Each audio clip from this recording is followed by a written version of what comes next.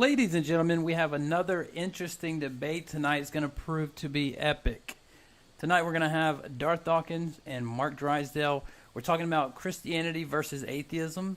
If this is your first time tonight to our channel, we just want to say this is a bipartisan platform or a nonpartisan platform even, that we like to give everybody a fair and equal footing, an even playing ground to come on and discuss their views. If you haven't already, like the video and subscribe if you're new to the channel. And if by chance you come on and you're like, hey, I really like these guys, their links are in the description, what links we have for them. And I know Darth's Discord's in the description if you want to check that out.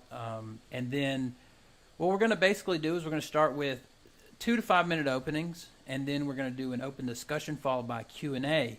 If you want to submit a question, just tag me at Converse Contender, and I'll answer your question, or I'll ask your question. And then you can send a super chat in that'll push your question to the top of the list.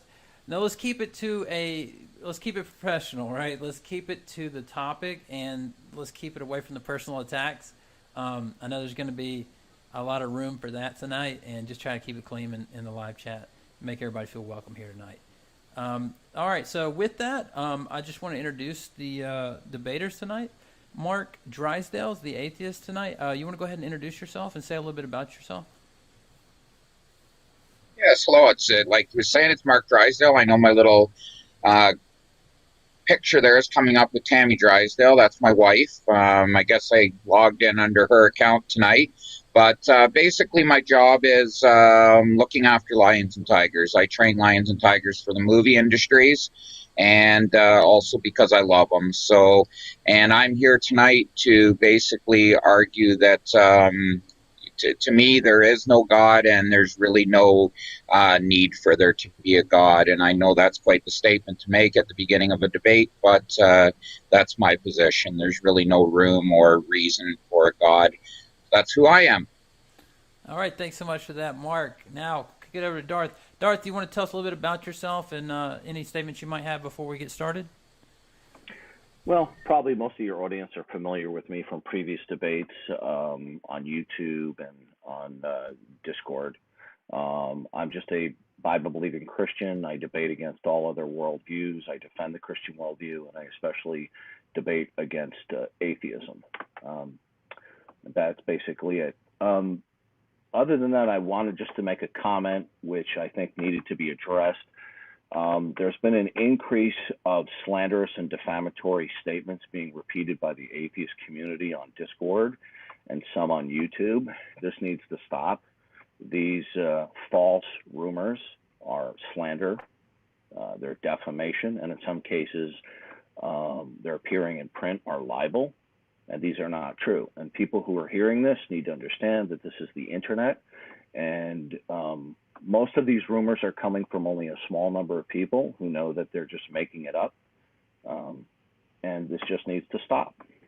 Other than that, that's all I have to say. All right, thanks so much for that. Again, anybody that's got a question, you can throw it in the old live chat, and I'll be watching it, so I'll ask your question. Just try to keep it professional. And just want to say thanks for being here, and if you need anything from me, let me know. And let's get started with Darth. Do you want to give it like maybe a 2 to 5 minute opening, just to kick us off? Yeah, I just take the basic position that historic Christianity is true, that God, the God of the Bible, the triune God, has revealed himself through the entirety of Scripture, not just based on some facts, but all facts. In addition to that, he has revealed himself through the course of human history through various individuals, and he has secured this interaction through his sovereign inspiration of the Christian scriptures. And so those two combined indicate to us that God exists. Now, the denial thereof is going to be an implicit counterclaim, which will have to be defended. One cannot take a neutral position toward God. One cannot even take a neutral position toward the God of Christianity. If you do not accept it, it is an implicit denial, which must be defended. And that's it. All right, we'll kick it over to you, Mark. You want to start with your opening? Yeah, I understand what he's saying, but one thing that I did want to weigh in on is if anyone out there understands libel and slander, it's me, and it is true. People will just make things up. They will post it on the internet, and then somebody will repeat what they say, and that will back up their truth, and it'll make it real. So I do understand what he's saying. These debates don't need to be done in hate, and people like myself, Darth, Kent Hovind, all the people that get involved in these types of debates, we don't do this to bring trouble on ourselves. We honestly do it because we're looking for honesty. We're looking for answers. We're looking to listen to the other side, and see if one day somebody can make you believe something slightly different than what you believe. It's human interaction, and it's the human condition, and this is what we do, and this is how we learn, is by talking to each other. So what I heard him say there at the beginning, I completely understand, and there's really no room for it in the setting of these debates that we put ourselves through, is to start up the hate, start up the slander. So, I just wanted to weigh in on that. And like I said at the beginning, I pretty much summed up my view. It's not that I don't accept God. I don't accept any gods. I don't have any belief that there is a God, or there'd be a reason for a God, or it makes no sense to me, and I find it very hard to shoehorn God into reality. I don't find it the other way around, that it's hard to get God out of reality. I find it very hard to find room for a God of any kind in reality. And I would just like to add, we've been through tens of thousands of gods, and one by one we have struck them down. As we start to understand, like I've said before, once we start to understand lightning, once we start to understand what tornadoes are, hurricanes, floods, we've one by one we have struck those gods down, and in time those gods become almost laughable, and we make cartoons about them, Thor and, all these other gods of the past, and it becomes laughable in time. And I honestly believe that as Christianity moves on, I see it over time becoming completely irrelevant, just due to what we learn in the future and where I think we'll go. I think the last few holes that we fit gods into are going to get closed up pretty quickly now. All right, thanks so much for that. If you want, we'll just jump straight into the open discussion, and you guys can share your ideas. You want to start that off, Darth? Yeah, well, Mark, is your atheism the denial that there is no ultimate eternal creator God, or do you define your atheism as merely autobiographical, that you lack a positive belief that there is a eternal creator God? Well, no, like I said, I don't accept there to be a God at all. Like, I don't even like calling myself an atheism, because to be, atheism is theism. I'm bringing myself into an arena that I do not believe exists. And I know I do these debates a lot, and I do bring myself into this arena. But even the word atheist has the understanding that we're going to talk about theism, that we're going to talk about a God. And like I said, no, I don't believe that there is a God at all, or room for a God. And I grew up with no gods. Gods to me were something that like I've said before, I just seen them Sunday afternoons on TV, wondered what that was all about. Like, I was not brought up in a religious family. And again, being from Canada, we're not what I would call a religious country, depending on whereabouts you live in this country. It's not pushed on you. It's not pushed on you in school. So no, I really don't accept it. Just like the millions of other things out there that I don't accept as being real, that you could make any of them up today. You could come up with a lollipop god. And no, I don't believe in that either. So, none of them make any sense to me, and I don't accept them in any form, or yeah, that's pretty much sums it up for me. 1 second, Darth. Mark, people are saying that you're a little loud. Are you able to turn down your mic just a little bit? Yep. Thanks. Yeah, no problem. Go ahead, Darth. Okay, it seems to me that you're representing your position as a kind of lack theism rather than there is no God. Okay, am I clear in understanding your point that you merely withhold positive belief because you're unconvinced, that you're in some type of a neutral position? No, I wouldn't say that I'm in a neutral position. Um, I have no understanding of a God whatsoever. I see no spot for a God. Like I said at the beginning, I find that putting a God into things really adds a layer of confusion that is just not needed. Like, I would ask back to you, where is the need for this God? For things to exist the way they exist today, and for our reality to look the way it looks today, where does this God fit? Okay, so that's a good question. Why is there a need for a God? So what we have here is a contrast between two worldviews. We have the God worldview and the not God worldview. The need of the God worldview is God is, well, first of all, we need to define what we mean by God. God is that which is eternal, absolute, unchanging in terms of his essential properties, and he is the creator and institutor and sustainer of everything that's possible and impossible.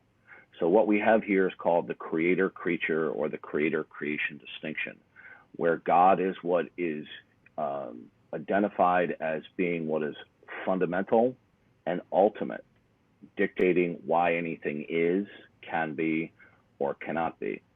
Now, the reason why there's a need for a God, I don't mean psychologically, but that without God existing and his self-disclosure of his existing, then there's not going to be any metaphysical background information to place and interpret facts.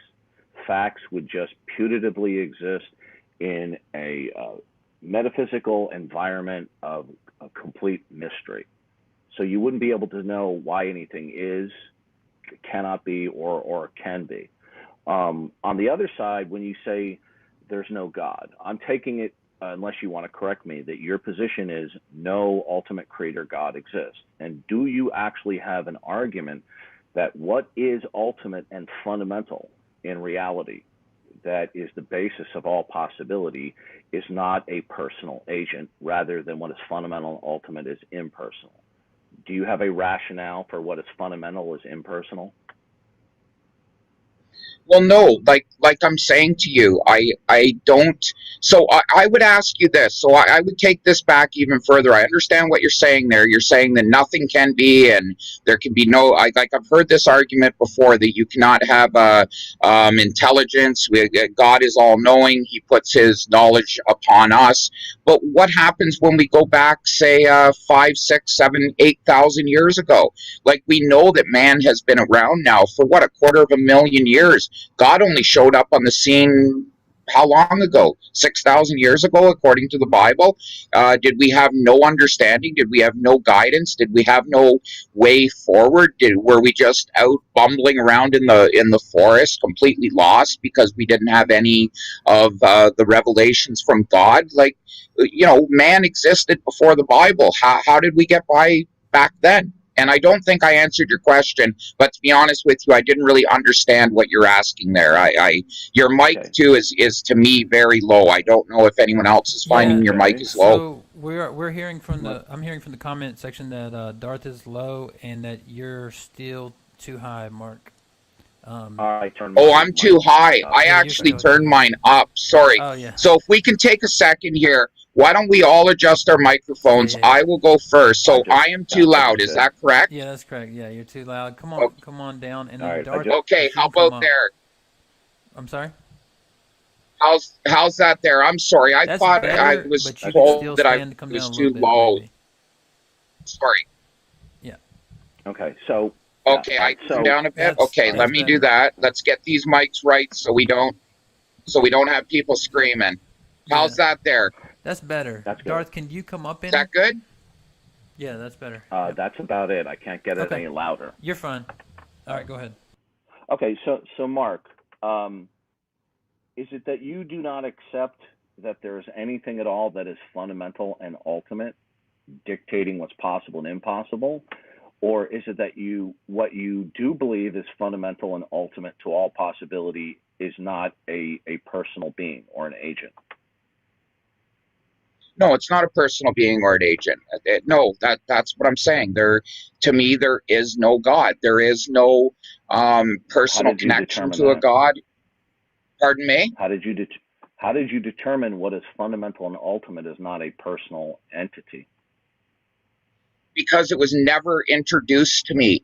Like most people say, God is introduced to people. If you were to take 1,000 people and put them on an island as children with no guidance whatsoever, chances are they would go through, well, not chances are, it's a for sure, they would go through the exact same thing that man has gone through. They would create gods for everything that they don't understand. So, you're putting a lot of philosophy behind this, but down to the core, I've asked you, where does God come in, and what is his purpose? I understand what you're saying, and you want to get into this philosophy, a way of asking me questions, but I've asked you, where does this God exist, and why do we need him? Why do we need there to be any God? Let's say it's not even the God of the Bible. Let's just say any God. Why would we need it?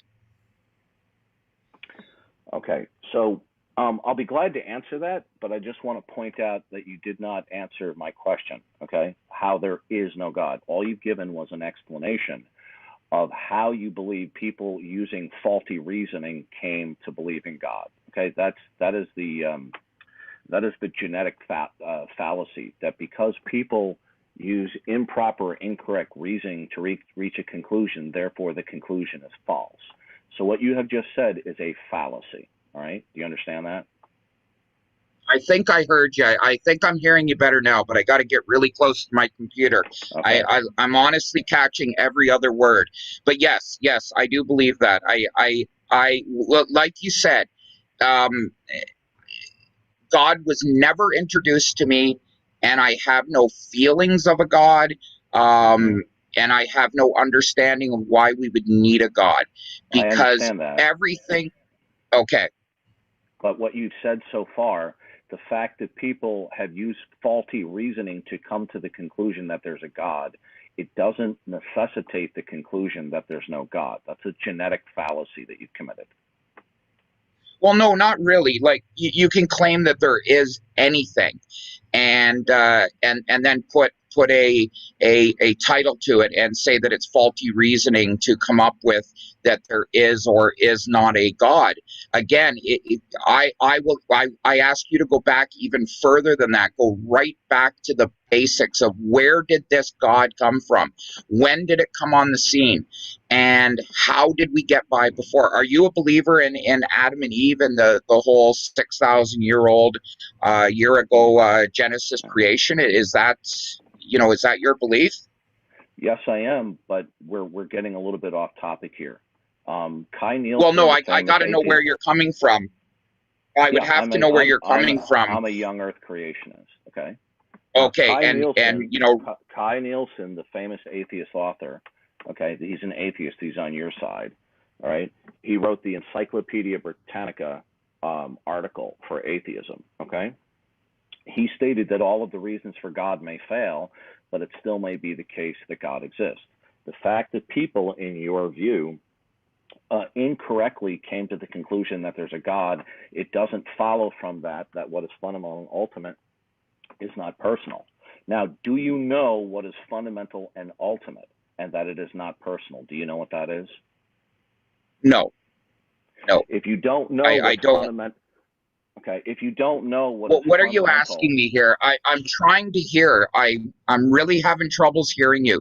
Did you say, do I know what is fundamental and personal? Is that what you just asked? No, I said, do you know what is fundamental and ultimate that dictates what's possible and impossible? Do you know what that is?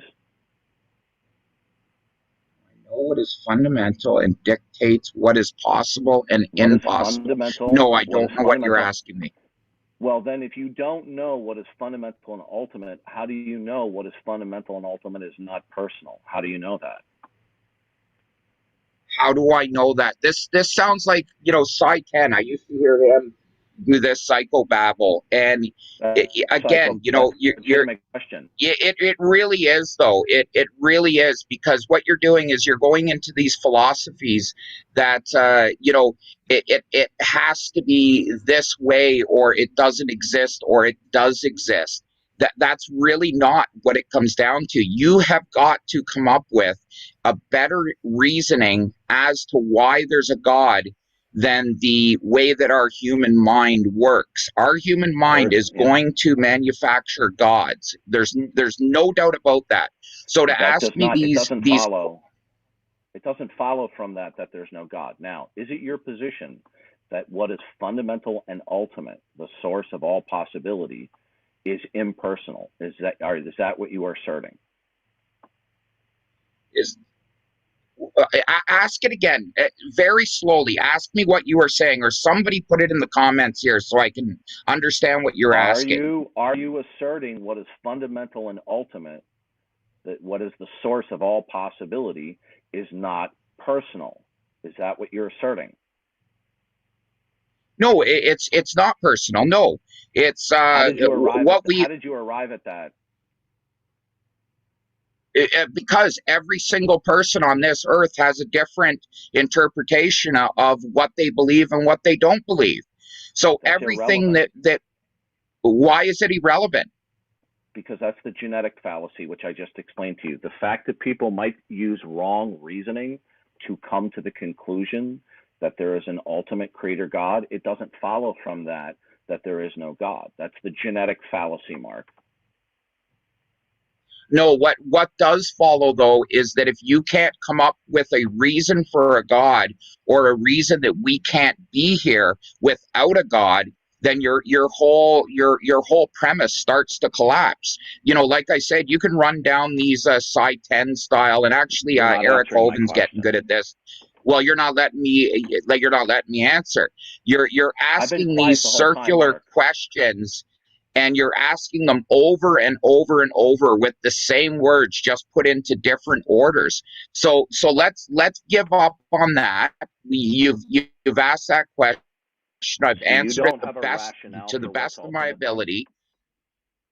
So you don't have a justification. Do I have a rationale for what? Yeah. What is your rational justification for what's fundamental?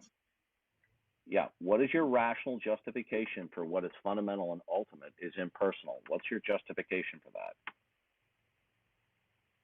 Your string of words? What would you like me to say there? I don't even really understand what your question is. And I'm not stupid. Again, you're just putting together Psi 10 style questions, and you don't want to discuss any of the reality that I'm talking about. No, you want to go down these rabbit holes of philosophy.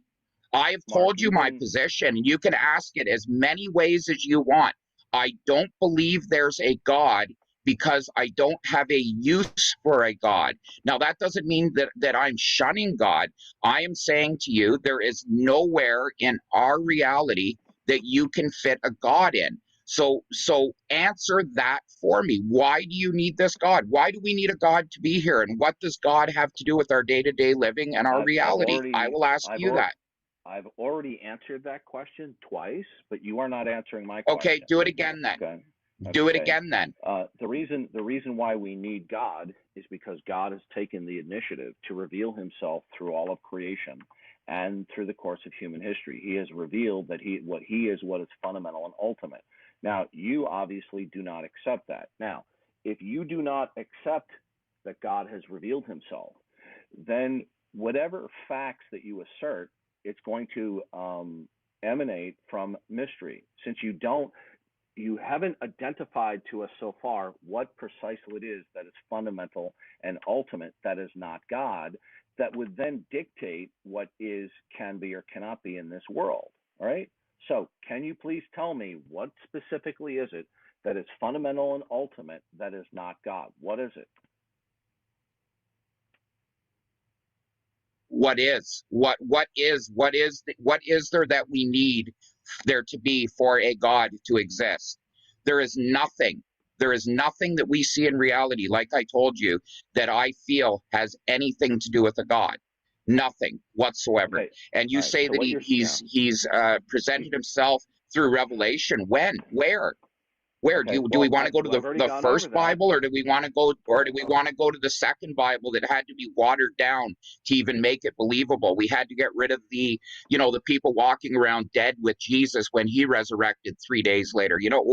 Which Bible do you want to go with? Like, Okay. Well, you're as not we've addressing the grown up. question, Mark. Okay. No, Now, because you want to ask the exact same question for an hour, because that's how Eric and Cy do it. And I'm done with that question. So move on. Well, we're not done with the question because you didn't address it. Can you please tell me what is fundamental and ultimate? I'm not going to address your question. Now You're we're going breaking up. to move on. We're not Mark, you're breaking going to up a sit little here bit. and play word games all night. It's not a word not game. what I- There's two positions. There's two positions on the table. Okay, Move there's two positions on the table. on. There's God. Move on to what it is. Well, hold on a second. You Are have you been on the talking internet, the Frank? bulk of the time, right? Mark, You've been talking the bulk of the time, and I have been quiet much of the time. All right. All right. Now we lost his. Completely come to a stop. Mark, hang on one second. You faded out there for a minute. You were roboting real bad, but now you're Yeah. back. I think my wife was on the internet. We only got so much bandwidth, and then That's it'll All right. block down. All right. Well, let's let Darth what we repeat have his right question. here is we have two positions. We have God, not God. You have asked me the reason for my presenting this position. I explained to you that God has taken the initiative to reveal himself through creation, through all facts, and through special revelation. Now you have rejected. Okay, stop there. Stop there. I'm not done yet. Instead of continuing on with your word salad, okay. All right. Wait, let's instead let of him moving finish on his with question. your word salad. Hang on one second, Mark. Let's let him please, finish his Converse? question. We'll come right back to you, I promise. Okay. Okay.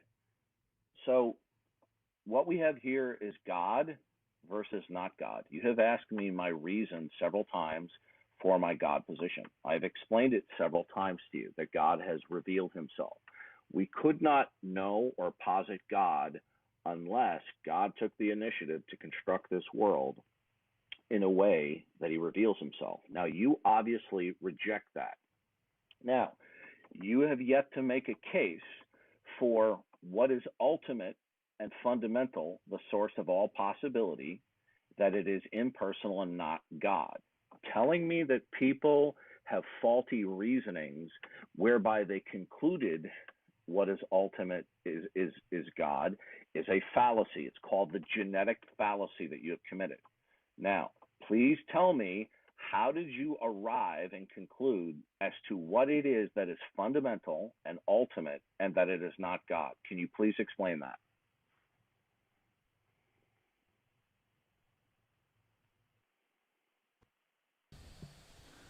Uh-oh, Mark, you're roboting a little bit here. Okay, I think you're back. I might have to get rid of. I may have to get rid of my camera if this keeps up. Okay, you're good right now. Go ahead. Okay.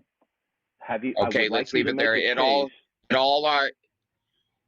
broke up. Well, he started to ask the exact same question that he's going to keep asking for the next hour. So let's get on with it again. No, it's a legitimate question. I'd like you to answer it. Well, for starters, I will tell you that I'm going to ask you, where has God revealed himself?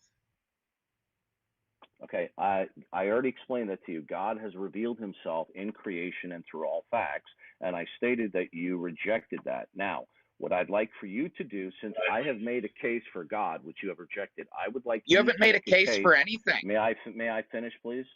Okay. You've done all the talking. I'm aware. Okay. I'm not doing all the talking. Much of the time, I've been silent listening to you.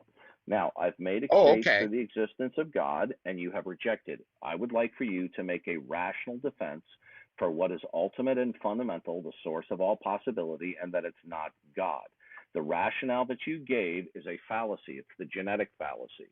Now, do you have any other rationale for what is ultimate and fundamental is not God? Do you have one?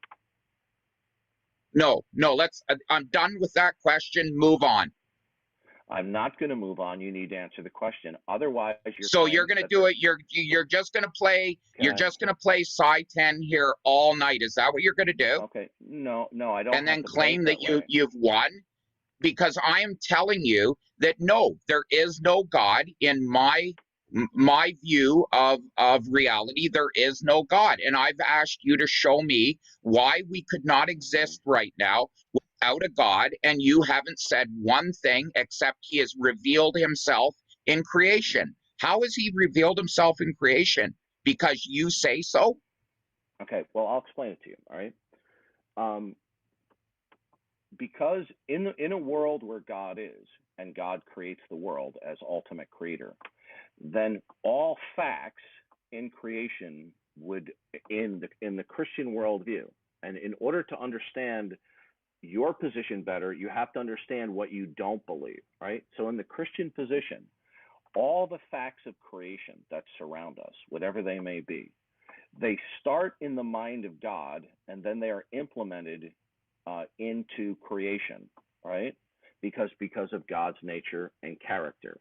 Now, if you do not posit a God by virtue that he has revealed himself, then there will be no background information for you to place and interpret facts. Because any fact that you say, there will be no metaphysical background for it. You will have uninterpreted facts. There's no reason why these facts exist, because as you have just done, you have not identified or defended what is fundamental and ultimate, dictating what's possible or impossible, and that it's not God. To show my point, can you, since you do not believe in God, okay, is anything impossible? Is anything impossible? Mm-hmm. Yeah, of course there is. We already know that we already know that we can't get out of a black hole. We already know that we can't exceed the speed of light. What else would you like me to go on with? Okay. Is there something, things that are impossible? Yeah, gods are impossible. Supernatural is impossible. There's lots of things that are impossible. Okay. So when you say things are impossible, what is it that is fundamental and ultimate that dictates what's possible? Why do you just got to keep saying the same words all over and over again? What makes it fundamental and impossible? We can't exceed science. Science tells us. Science tells us what is possible and what is impossible. We don't look to the Bible to find out what's possible and what's impossible. There's no science in the Bible. Actually, in scientific, the philosophy of science, they hold to an open system that anything can appear tomorrow. Okay, all conclusions in science are provisional. All right, are you aware of that? That everything in science is provisional. So you're saying that anything in science is possible and anything can appear tomorrow. Is that what you're telling me? What I'm saying is, within the philosophy of science, this is not something I personally agree with, but you're not in a position to say what is impossible unless you can tell me what is fundamental that imposes that. When you say science tells us what's impossible, they cannot tell us what is impossible, because science can't even establish the laws of nature. Science has to presuppose the laws of nature in order to do investigation. Are you aware of the fact that science has to presuppose laws of nature? It cannot demonstrate them. It can't demonstrate laws of nature? No. Give me an example. The laws of nature are universal in nature. Give me an example. You cannot demonstrate that gravity works the same way at all times and all places. Can anyone do that? Sure, we can. We know the acceleration of gravity. What are you talking about? No, of course it differs. You're not understanding. I said at all times and all places. At all times and all places, is there gravity? Of course there is. Of course there is. Anytime that we have an amount of matter, we know that it's gravitationally pulled towards something else with a mass. So that's not all times and all places. That is a tiny subset of all events. So that's not all times and all places. So what are you doing? You're just going off into your imaginary world again of these places that don't exist. So you just want to come up with these places and. I don't think you're understanding the issue. So in order to explain to you the dilemma that naturalism puts you in, you have to understand it is opposed to the Christian worldview. In the Christian worldview, God creates the world. He sets the parameters of existence and its regularities according to his plan. So therefore, that's why there are regularities in the world, because of God's power and plan. But when you reject that, then you're going to need to tell me is why there's anything absolute. If nothing is ultimate, if you cannot identify what is absolute, then you have no basis to expect that the future will be like the past. So I asked you if there was anything impossible, and you said yes. But then when I ask you what is it that imposes that, you said science. Science is simply a body of knowledge. Physics. Physics tells us. Okay, physics tells us. Okay, can physics tell us? Can physics tell us that there are absolutes? Yeah, there is. Yep, we know the absolute speed of light. Yep, through space, we know exactly what it is. Yep, through a vacuum, we know exactly what it is. Mark, you're quite mistaken. Light cannot be measured one way. It has to be measured round trip. So they do not actually know what the speed of light is. The speed of light is estimated in a round trip. So that's a fallacy. Number two, have they measured all photons? Back up there. No. Back up. You're trying to tell us that we don't understand the speed of light. Is that what you're telling me? No, that's not what I'm saying to you. What I'm saying is that the speed of light cannot be measured one way. It has to be measured round trip, and then the round trip speed is divided. Okay. So I don't want to get it. I don't want this to derail into a discussion of physics. What I want to know is what is it that is absolute that will institute? No, of course you don't want to go off. Mark, of course you don't want to go off into physics. You want to stay in the world of philosophy. One at a time, guys. Well, Mark, your world has nothing foundational that can claim that the future will be like the past. Do you know that the future will be like the past, Mark? Yeah, I think tomorrow will be a lot like today. I think I'll wake up a lot the same tomorrow. The sun will rise in the east, it'll set in the west. Yeah, I really do. And that is, again, why we really do know that there's no gods. We see no magic in the world. We see no, nothing varies. We don't get up one day and all of a sudden the sun doesn't come up. Pardon? Mark, you're not understanding this. You need to focus on what I'm saying. Yeah, because you're talking philosophy. I'm not here to talk about philosophy. That's not who I am. Darth, let's let Mark finish it. Wait a second. Let's let Mark finish his statement. We'll come right back to you. Promise. I have asked you over and over and over, why do we need a God? And then you go on with this psychobabble about how we need it for this reason and we need it for that reason. But I'm asking you, why would we not exist today as humans, as apes? Why do we need a God as an ape? Why do we need a God and the monkeys don't need a God? Okay, yeah. I don't think you're really understanding the issue, okay? Well, you just keep saying that, and I don't care about your issue. I've moved off of that, and I've asked you to start a new issue. I know. Every time I try to answer you, you're being rude and over-talking me. Are you aware that you're doing that? Yes, I do, because you keep telling me that I'm wrong and that I don't understand, and I don't know how I don't understand my question to you. Okay. And it's because you want to keep circling back to philosophy.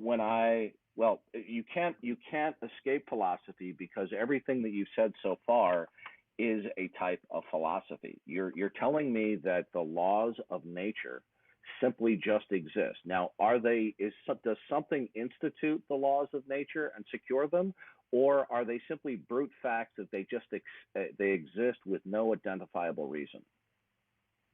Yeah, they exist as the laws of our universe, the best that we can understand it. As a group of apes that has been working really hard at it for the last 250 years against religion. We're not talking about evolution here. What we're talking about is the laws of physics, the laws of nature. Have the laws of nature been imposed and secured by something that is more fundamental, or do the laws of nature just simply exist with no identifiable reason? I just explained that to you. The laws of nature exist as we can identify them in this universe, in the part of it that we have been able to observe. That doesn't explain to me. A brute fact is something that just simply is without any identifiable reason why it is. Are the laws of nature as you believe them, do they just simply exist without being imposed by something that is more fundamental, or do they just simply exist without derivation, in your view? They just simply exist. There is no creator for them. Yes, there's no overseer. Okay, well, here's the problem then. Okay. Are those laws of nature then fundamental and ultimate? Well, why are we asking the exact same question again? I just Because told you. Are they ultimate? They're ultimate. Did the laws of nature just pop into existence from nowhere, or do you think that they're eternal? No, they came from the Big Bang, and no, our universe is not eternal. Okay, so the laws of nature are not eternal then? You're gone. Are the laws Darth, of nature your mic is really low. Also, Mark, we still have people saying, could you get Mark to turn down his mic? I know, Darth, you can't really turn yours up any, but yeah, we're just trying to get the best audio as we can. So, Mark, if you're able to. And we're going to go for about another... way down, volume turned up, huh? If I turn way down, can you turn everything way up? Yeah, sure. It's up now that I'm down? Yep. Give that a try, because honestly, I've heard maybe every other word that he's saying tonight. I'm really struggling to hear him. Okay, I'm going to turn it up right now on everybody's. So, all right, we should be good now. Darth, just try and talk as loudly as you can. Okay. And we'll go for about another 10 or 15 15 minutes here, and then we'll go to Q&A. Okay, so Mark, are the laws of nature that you claim exist without derivation from God, are the laws of nature in and of themselves eternal and without beginning? Or you said it's the Big Bang. Well, then what is it then that is fundamental that instituted laws of nature, Mark? Just the way that the Big Bang happened, the way that everything came about from that point. That is where we're at, and there is no hand of God in this, and we don't see a hand in God. Mark. But really, what I find fundamental? disappointing. What is fundamental about what? I want to know what is fundamental. Well, let's let Mark answer. That instituted laws of nature. What is it? I have yet to hear you tell me. Darth, we'll come right back to you. Let's let Mark finish. I've just told you. So basically what we've done is we've just spent a whole hour, you saying the same words over and over in a different order, asking me the same questions. And all I really wanted to have tonight was a discussion on where your God fits into our reality. I already explained that to you. You rejected it. No, you haven't. You haven't. You keep telling me that he reveals himself. He has never revealed himself to me. And I'm not on the chat here. I should have got on it somehow so I could watch them go by. But I guarantee you, a majority of the listeners, it has not been revealed to them either. And we don't see God's handprint dripping from everything that we see. We don't see it anywhere. Okay. Well, the reason why I'm saying that all facts are indicative of God is because without them being indicative and revelatory of God, they couldn't be facts, because the facts that you claim would be shrouded in ultimate mystery. So is the ultimate nature of reality that you think produces laws, is that ultimate nature a mystery, or is it identifiable for you, Mark, by which you can say there's no God? Because unless you tell me what is specifically fundamental and ultimate, then you cannot logically and coherently say there is no God that is ultimate. That would be a fallacy if you don't do that. So what is it that is fundamental and ultimate that imposes these other things that you claim? What is it? So what is it about your God claim that couldn't exist, and not your exact same question back at you, that wouldn't exist with 10,000 other gods that people have made up? What is it special about your God that this reality would not exist without your God? What is it about your God that's so special? I didn't hear an answer to my question. I'm sick of you asking the same things over and over for an hour. Yeah, Darth, are you able to Darth, are you able to maybe ask your question in a different way, or try to clarify? Well, here's the problem. Well, instead of asking questions, I'll just make a comment. Okay, you want to assert that there's no God. God is defined as what is fundamental and ultimate. You do not believe That which is fundamental and ultimate is a personal being, God. In order for you to say that there is no God that is fundamental and ultimate, you're going to need to know what is fundamental and ultimate, and that it is not personal and not God. But you have not answered that question the whole time. So you are making an empty claim that there's no God. And then you keep on falling back that you are personally unconvinced, that you don't see God. It doesn't follow from the fact that you are unpersuaded or unconvinced that what is fundamental and ultimate is not a personal creator being. So the reason why you have refused steadfastly not to answer the question is because you cannot answer the question. And in your failure to identify what is fundamental and ultimate, then you are not in a position to say there's no God. Number two, you said you don't see the facts of creation. You do not see the facts of creation as necessitating referencing God. Well, that's another case that you're going to have to make. I made a case for why all facts collectively necessitate referencing God, but you rejected that. Now, I want to know from you is, how did you determine that all facts do not necessitate referencing God? The only way that you can defend that statement is to tell us what is fundamental and ultimate and the source of all facts. What is the fundamental source and ultimate of all facts, Mark? So you, Saitan, and Eric Hovind have actually, this is the road you go down, is just to continually ask questions over and over that you know there are no answers to. Is that okay. Really the best case you have for a God, is to sit there and to try to say that because we don't understand this completely and we don't understand that completely and we can't answer your philosophical questions with a perfect answer of how we know that there is no God because of X, then there must be a God? That is an extremely weak thing that you're asking. What you've done is you've come up with a way of asking questions that you know cannot be answered, therefore there is a God. Is that really where you stand? Because you could do that with anything. What I'm saying to you is this, is that when you reject that all facts necessitate referencing God, because without God, okay, they wouldn't be facts because it would be shrouded in mystery. Are all the facts that you believe in, Mark, may I finish, please? You know what? I've been very circumspect not to interrupt you, right?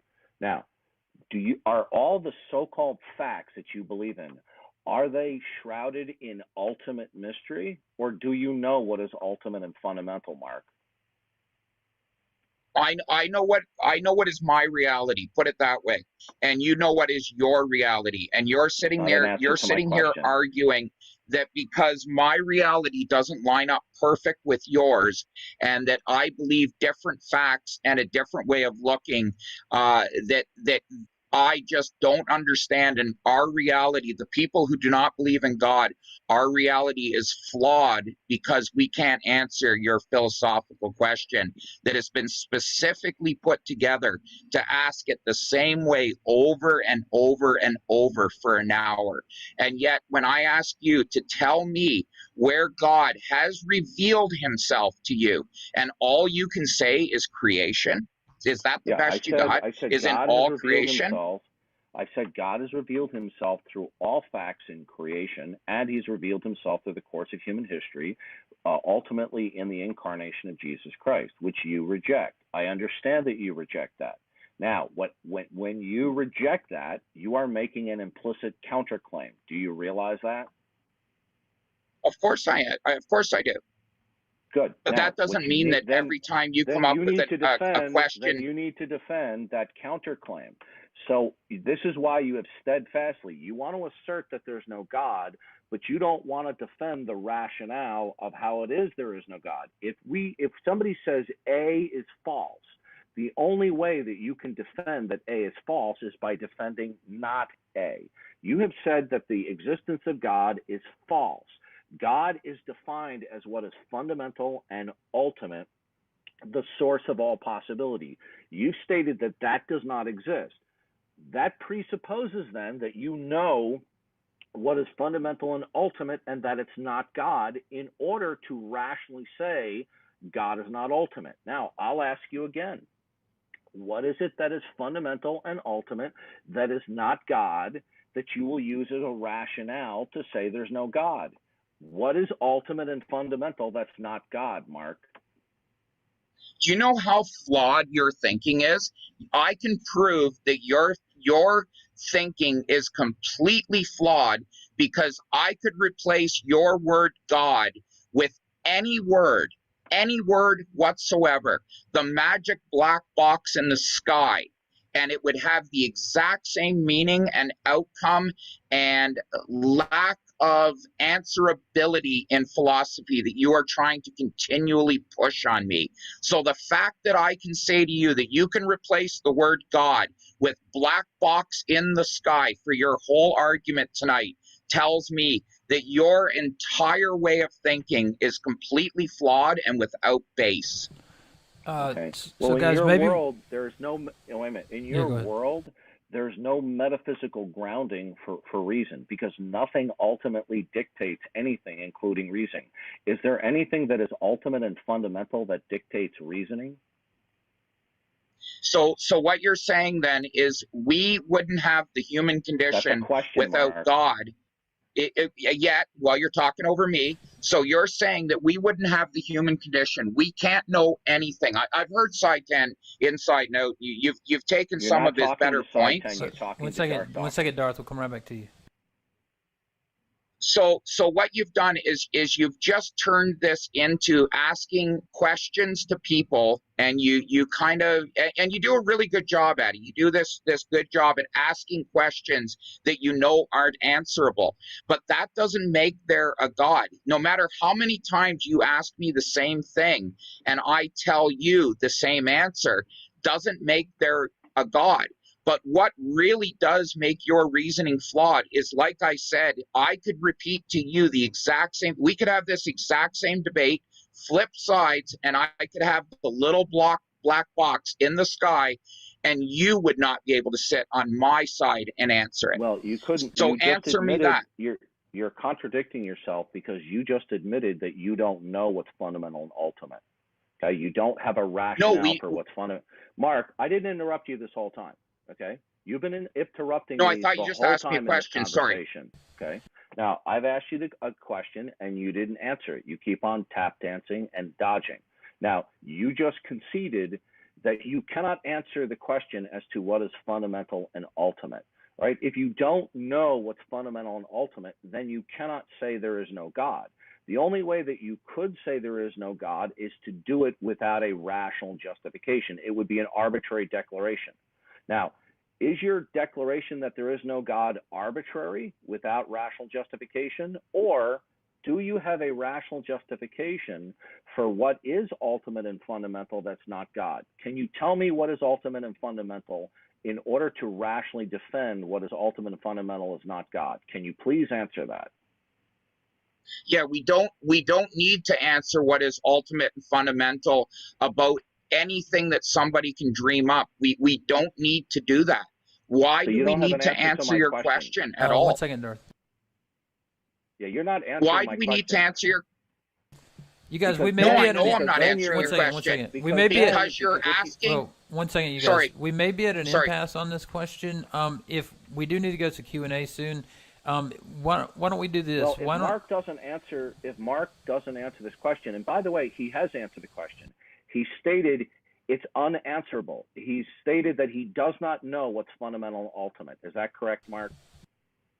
Yeah, well, your question's designed to be asked that way. Of course it is. You know the outcome of these debates. I've heard you in other debates. I listened to a couple of them today, and it's the exact same thing. You've learned how to structure a question that you know is not answerable, but you just cut me off. So I'm going to say to you, how can you prove that the little black box in the sky is not responsible for everything that we see today?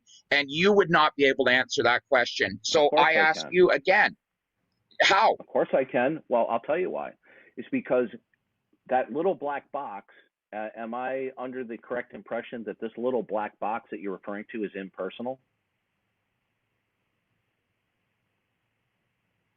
Well, all I can tell you is that we know little black boxes actually exist. So there's No, already Mark, a we're lot more talking proof about what for you, my Mark, we're God, the little talking, black box in the sky. Mark, we're talking about what you are putatively putting forth as ultimate. Are you putting forth that there is something that is ultimate and fundamental in order to negate God is impersonal? Are you doing so right now? Yes, absolutely. I'm telling you Good. that your question, everything that you say could be flipped around on you with the little black box in Well, the actually, sky, you can't. with what we think is well, you're cutting me off, with the garden gnome in it, and it is responsible for everything that we see, every reality that we experience throughout life. See, what you're basically doing is you're trying to make our lives based in philosophy and not the reality that we see every day. So I wanted to come here and just ask you straight up questions. Where do we see God? Where do we see God's hand?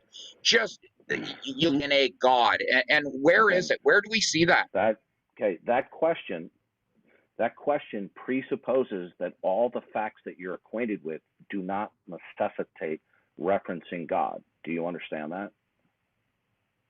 No, you don't want to answer the question. No, I'm You should pointing out be to able to you. say to me, Mark, you should be we able have to a say, Mark. Listen, you said you could posit any ultimate. If it's impersonal, you couldn't put it on the table because you would never be able to know something that is ultimate and eternal, that it is ultimate, because impersonal things do not communicate. Now, and what is how would personal you know, about your God? Mark, can you tell me if either you are asserting that there is an impersonal ultimate or not? Are you asserting that there is an impersonal ultimate? An impersonal ultimate what? Are you asserting that as a defense against the existence of God?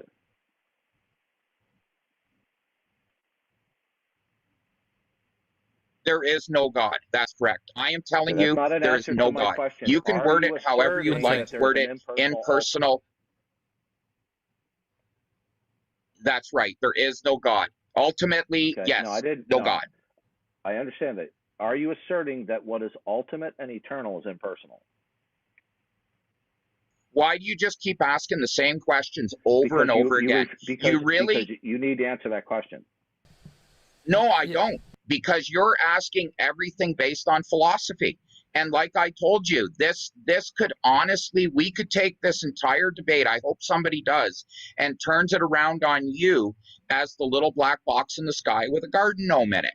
And you would You not can't be posit that able. because impersonal things do not engage in revelation or communication, Mark. Guys, we're going on. Let's see. Let's Yeah, go ahead the and go one to minute the. you want to say, 1 second you want to say what is fundamental and ultimate is completely unknown for everybody. Then you want to turn around and say, well, I could assert that it's a little black box or a garden gnome, but you just contradicted yourself that what is ultimate and fundamental is unknown. So basically, your God denialism is irrational. You don't have a rational justification All for right. what is fundamental and ultimate, thereby negating God. And All your right, Darth, claim that you don't see, let me just wrap it up Yeah. here. So when you say that you don't see God or that you don't conclude that all the facts that you're acquainted with necessitating God, that's another claim that you have not substantiated, that facts don't necessitate God. The fact that you are unpersuaded with my presentation does not support your case. You are not neutral. You are making an opposite case for naturalism, which is a positive case. You have not defended metaphysical naturalism, Mark. You just asserted that it was so. All right, Darth. We need to go ahead to the Q&A section. Mark, we'll let Well, you let have me the last. just, I'll Yeah, wrap we'll up let you then. have the And last. can the I last have a word. minute then? Yeah, we'll give you the last Can I word. just have a minute? Yeah, take a minute, and then we'll move to Okay, the Q&A. just a minute. Yeah. Yeah. So what I would put back to you, Darth, and I have enjoyed talking to you. These philosophical talks for everybody. It hurts everybody's brain. I know it. I've watched them many times. You don't want to get into the nitty-gritty of your God. You don't want to really back anything for a God, any substantial proof.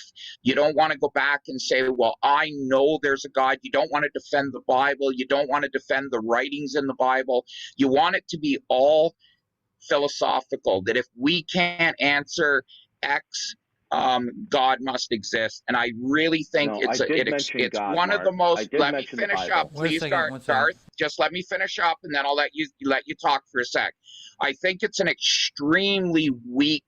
I honestly think in the debate community, you do come across as winning these debates because philosophically, yes, we can't answer what you're asking, but you still haven't made a case for God, in my opinion. And tonight, nothing you've said has made me think that, wow, I really missed the boat. I missed that part. God must exist. You haven't even touched on your God. I'm not even sure which God you're talking about. That's how weak this argument was. You didn't get into the Bible. Yeah. You didn't hear me get into mention the proof God of of the Bible, Jesus. Mark?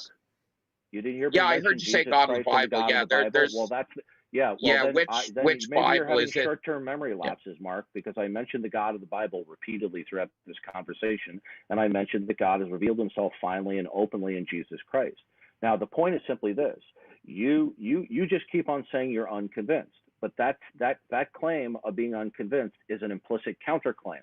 But you have not defended the implicit counterclaim that is behind your claim that you're unconvinced. Do you realize that you have not defended your implicit counterclaim when you claim you're unconvinced? You have not done that, Mark. All right. So Mark, I'm gonna let you respond.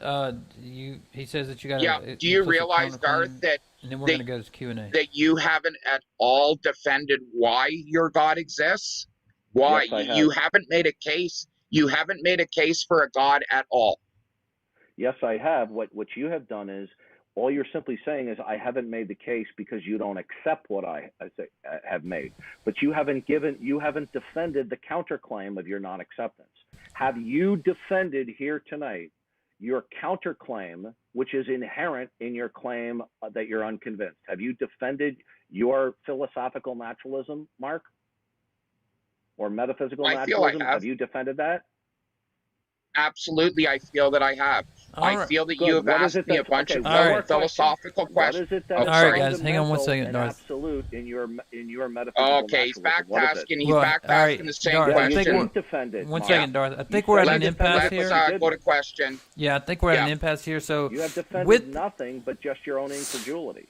That's fine, Darth. So let's go to the Q&A because unfortunately I'm not going to have time to be here a lot, like all night, because I'm going up to the mountains tomorrow, but I do want to go ahead and go to the Q&A because we had a lot of questions.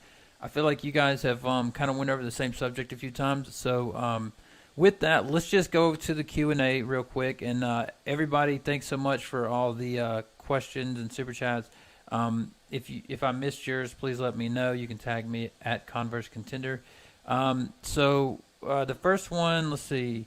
John Rapp, thanks for the $2 super chat, or the two, whatever an A is. I'm not sure about that currency. Didi, can you elaborate on Revelation? Revelation is broader than most people think. Revelation entails God's entire creative process. So when we look at the leaves blowing in the wind, that's a revelation of God. When we look at the light reflecting off the moon, that's a revelation of God. When I look at my palm of my hand, that's a revelation of God. The Bible says the heavens declare the glory of God. So that's referring to natural revelation of creation. Then there is special revelation where God communicates with various individuals through the course of human history, and then through His sovereignty and providence, He records infallibly these interactions. Now, whether or not somebody else accepts that is the Christian position. So there's both natural and special revelation. All right, thanks so much for that. Hey, you guys, I'm going to ask the next question, but we got almost 800 people watching and only like 150 or 160 likes. Let's get some more likes going on this video if you like this, or give it a dislike. I don't care. Well, All right, so that's because will be predominantly having Darth haters. Okay.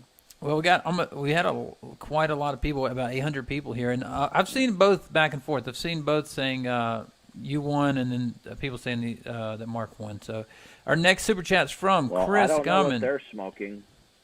All right, our next super chat is from Chris Gumman. He says, I've been frozen for the last 4 days. I hope this debate is warm and juicy. I think it has been. Malog Hoxha, thanks for the $5 super chat, says, I believe in the lollipop god. Ordinary Citizen with the 5 bomb says, Dark's talking too much. That's just kind of like a comment. Mike Billers, $5 super chat. Thanks so much. Mark says, Mike Biller says, Mark, you mean you're not a Berenstein Bearist? You're just suppressing the righteousness of Papa and Mama Bear. Thanks for that. Mike Billers again, I'm calling it. Mark asked, where is God in our history? And Dee Dee said he'd be glad to answer that, but he never will. And if you guys want to respond to any of these are kind of comments, but I'm just going to keep going through. Actually, I did answer that. I said God has spoken to various individuals through the course of history, and he has, through his providence, secured, transcribed his interactions infallibly, and finally in the person of Jesus Christ. Now, whether or not people who are listening to me are going to accept that, that is still the Christian position, right? The fact that they don't accept it does not mean that it has not been answered. All right, thanks so much for that response. Next, Chris Gauman, $4.99, says, Dee Dee, can you define word by word what fundamental and ultimate being personal means? This question makes zero sense to me. Yeah, what it means is, what is the ground of all existence? Why does anything at all exist? Okay? So when we say what is ultimate, we're talking about whatever is eternal and the source and the foundation of what's possible or impossible, right? Unless somebody wants to believe the incoherent notion that nothing is foundational, fundamental, or ultimate, and therefore our world is just an array of unconnected, eternally existing, unrelated, ununified particulars. If that is adopted, then you're not going to be able to make sense of anything. So what is ultimate and fundamental is the ground of all being. All right. So if I can just add something there. Yeah, go ahead. So basically what he's saying is, as I had mentioned at the beginning, there are still holes for a God, and that's exactly where he's slipping it in right now. He is saying that if we do not understand everything to the nth degree, and I'm really paraphrasing here, then there must be a God. And there is just no reasoning for that. We're only 250 years into this, people. And really a lot of it has happened in the last 100 years. So yes, there is still a lot to be understood, but we don't need to fit a God in there, and there is no room for a God. And I for any Christians out there, I'm sorry to say that. And God, like, show me where this God ever existed, not just a story in the book, where he existed and where we just see the hand of God. And Darth has said that you see a leaf blowing, it's God. Is it really? Is it God? Is every single leaf on this earth blowing, every wave breaking, every dust in the air, every snowflake falling? Is that really God? Or is this just a wheel in motion that we call the universe, that we call our galaxy, which we call our solar system, which we call our Earth, which we call our backyard? Is it really, is everything being spun by the hand of God? I say no. All right, thanks so much for that response. Yeah. Let me just get a quick comment. Okay, you said there's no reason to believe in God. One reason among several to believe in God is that without God, you won't be able to defend that there are grounds for reason. In other words, everything will be shrouded in mystery. So what you claim to be a fact today could be falsified tomorrow, and then that could be falsified tomorrow. You're in an open system. Whereas God would be a closed system where he is the creator. This creation is operating according to his plan and parameters. But when you reject God and the closed system, you're in an open system where anything can happen. And if you're in an open metaphysical system, Mark, then you have no reason for anything, because everything is shrouded in ultimate mystery. And you confirmed that. You said, we do not know what is fundamental and ultimate. You have now agreed that everything is shrouded in ultimate mystery. And if everything is shrouded in ultimate mystery, you don't know that what you think are facts, because tomorrow they could turn out not to be. Yeah, but that's called science. That's called the human condition. We're learning. Don't try to wedge a God into everywhere that we haven't got to yet. And that is what you're doing. You're wedging gods into misunderstanding. No, I do understand what you're saying. You're basically saying is everything that we... Yeah, but you can say that about anything. You can say the little black box in space is the foundation. And you can't prove it's not. No, I explained to you why you can't. Because you just said you don't know. We will never know what is fundamental and ultimate. So you're contradicting yourself now. All right, thanks for those Of comments, course I am, guys. because I don't believe... We got to move on to our next questions. Go back. It's okay. Yeah, we got to move on to our next questions. Kent Hoven, CPA, $2 super chat says, that is a humorous comment about Smoky Saint. We'll move on. Esteban Yabaka, I hope I pronounced that right, says, Dart's question should be, do laws of nature and universal constants were programmed by a creator? The simple answer, we don't know. Thanks for your 2,500 CLPs, whatever that is. And then also for everybody who has been like tagging me throughout the whole debate saying like, why don't I stop and clarify what's being asked, or why don't I, interrupt and tell one person or the other what the other's saying or something like that? It's just best practice to stay out of it, because if you try to rephrase it or help somebody, then most of the people think you're being a biased moderator. So I just try to stay out of it. Next super chat from Mike Billers. Dee, so you're telling me we have God to blame for this train wreck of a reality. You got any comment, or you want to just move on? Darth, you there?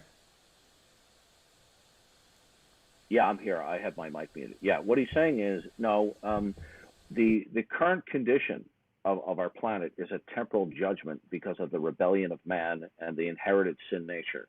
There's a fundamental problem with human nature, okay? Now, if they want to try to impugn God for the bad way people think and believe, good, be my guest, attempt to blame it on God, okay? Now, in terms of natural disasters, things like that, these are all temporal judgments as a continual reminder for human beings not to be complacent and to repent and turn to God and escape the disaster of eternal judgment that is coming. If you do not repent and turn to Jesus Christ as Lord and Savior, you're going to be doomed for eternity. Jesus Christ not only saves us from eternal damnation, he saves us from the incoherence in a world where nothing can be said to be controlling everything. Mark himself admitted there is nothing identifiable that is ultimate or fundamental that is controlling anything. So in Mark's world, anything can happen. And if anything can happen, there cannot be any intelligibility, right? If anything can happen, there's no intelligibility or reason. All right, thanks so much for that response. Next, we got a 5-bomb from Ordinary Citizen. Says, is it ethical to eat tigers if I'm hungry? I think that's just a comment. Let's see. $5 super chat comes in from Rodent, no last name. That's his last name. Darth, if God can break the laws of physics at any time, then they are not laws, and your universe crumbles into incoherence. Any comment? Yeah, that's a fallacy. In the Christian position, God does not break the laws of physics. Miracles are a display of the power of God that are highly unusual events that supersede but do not violate the laws of nature. If somebody says they're violating the laws of nature, that's an interpretation, okay? So All that's right. a fallacy, what he said. Thanks so much for that. Our next super chat, 5, whatever an A is in currency.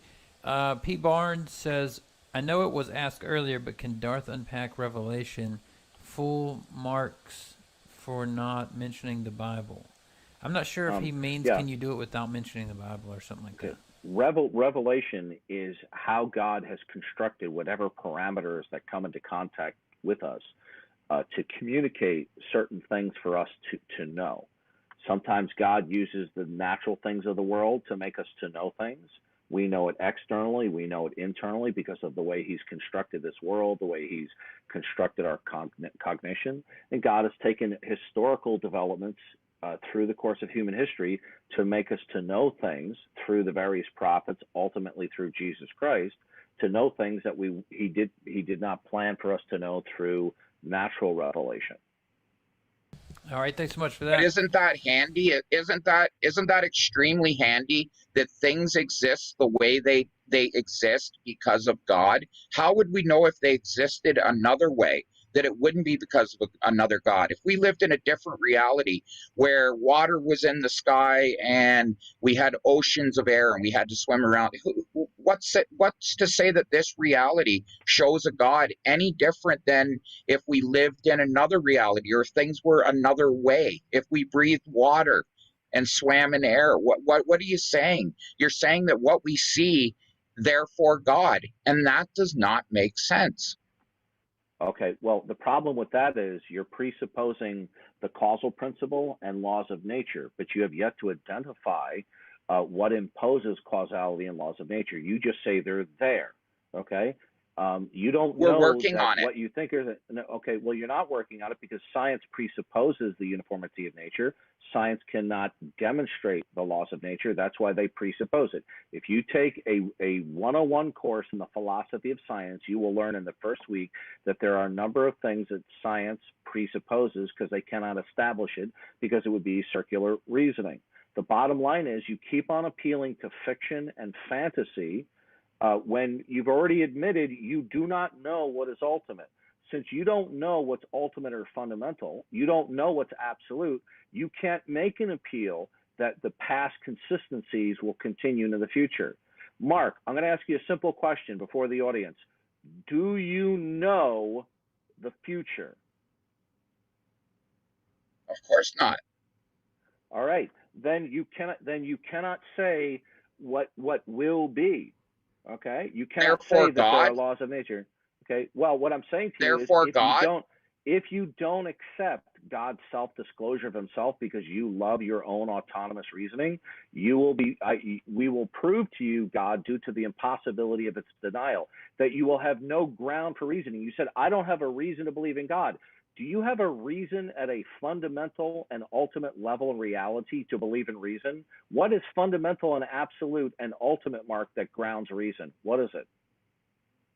Everything that I see every day around me. No, the that way doesn't tell me things what's are. fundamental.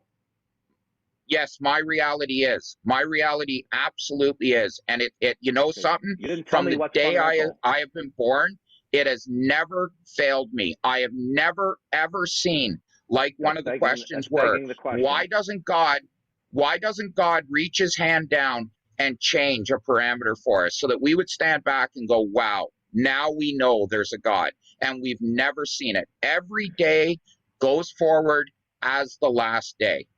Yeah. The fact that God doesn't run this creation the way you would wish it to be doesn't mean that there's no God. You have yet to answer the question, what is it that's fundamental and ultimate that will secure that there can be reason? What's fundamental and ultimate, Mark? What is? You tell me. All right, you guys. You told me you don't have a reason to believe in God. Well, there must be something no, you that's tell fundamental. Okay, I'm waiting you for an tell answer me. from you. You okay, tell me that exact. I told you. So I asked you that exact same question. Okay, is it answerable? All right, so guys, we need to move on. We need to move on. Then you cannot defend that anything's absolute, Mark.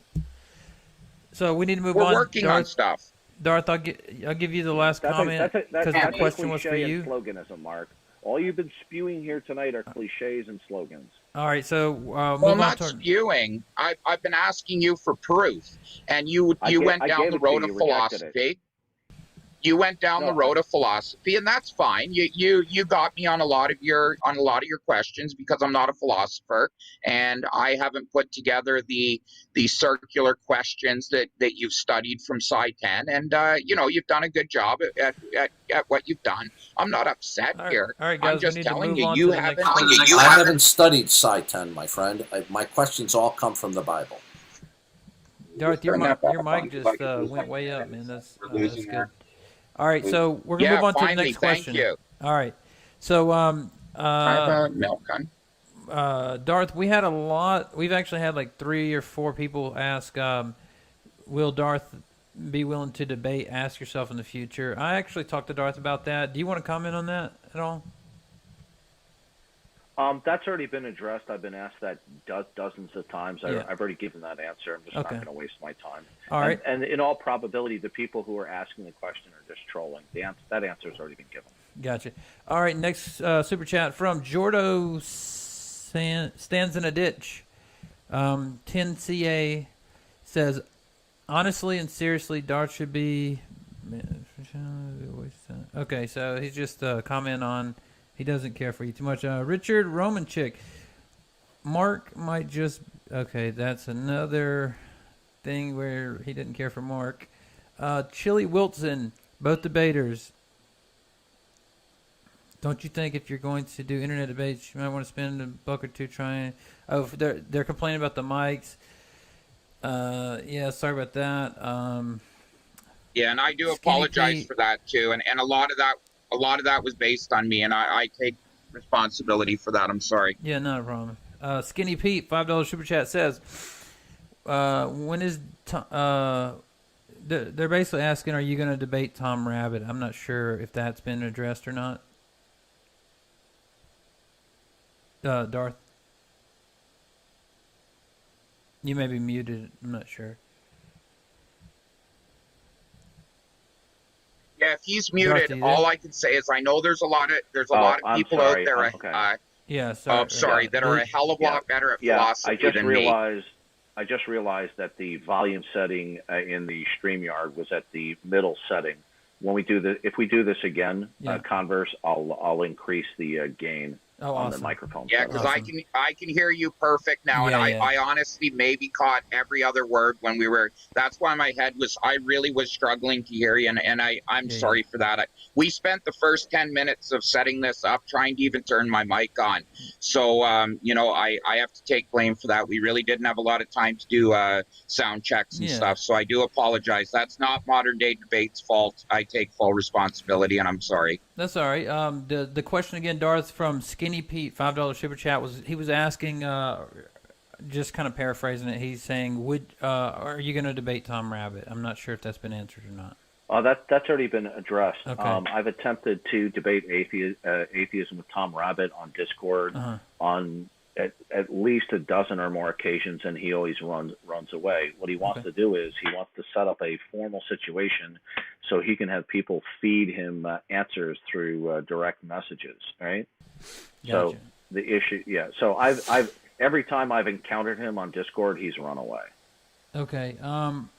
Mike Billers, $5 super chat says, Didi, how can you say there are irregularities in reality when God can just do a miracle and change literally anything? Your worldview is pure chaos. So did you already answer that earlier, kind of in another question? I already answered that. Okay, well, first of all, the reason why we know the uniformity of nature is because the God of the Bible makes us to think that way. We couldn't think otherwise as human beings. Show me somebody who doesn't from moment to moment hold to the uniformity of nature, and I'll show you somebody who belongs in a mental institution. And I've already explained that miracles are a manifestation of God's power producing a highly unusual event that supersedes the laws of nature but do not violate them. If you're going to say that miracles violate the laws of nature, you're going to have to make a defense of that. Okay, we got a $5 super chat next from Bugmaster. He says, that's what a miracle is. If it didn't violate the laws of nature, we wouldn't be able to recognize it. No, we wouldn't recognize it as a miracle. No, you're defining it and as that's a why violation. we've never. Can God's We've power never seen a supersede? miracle. Okay.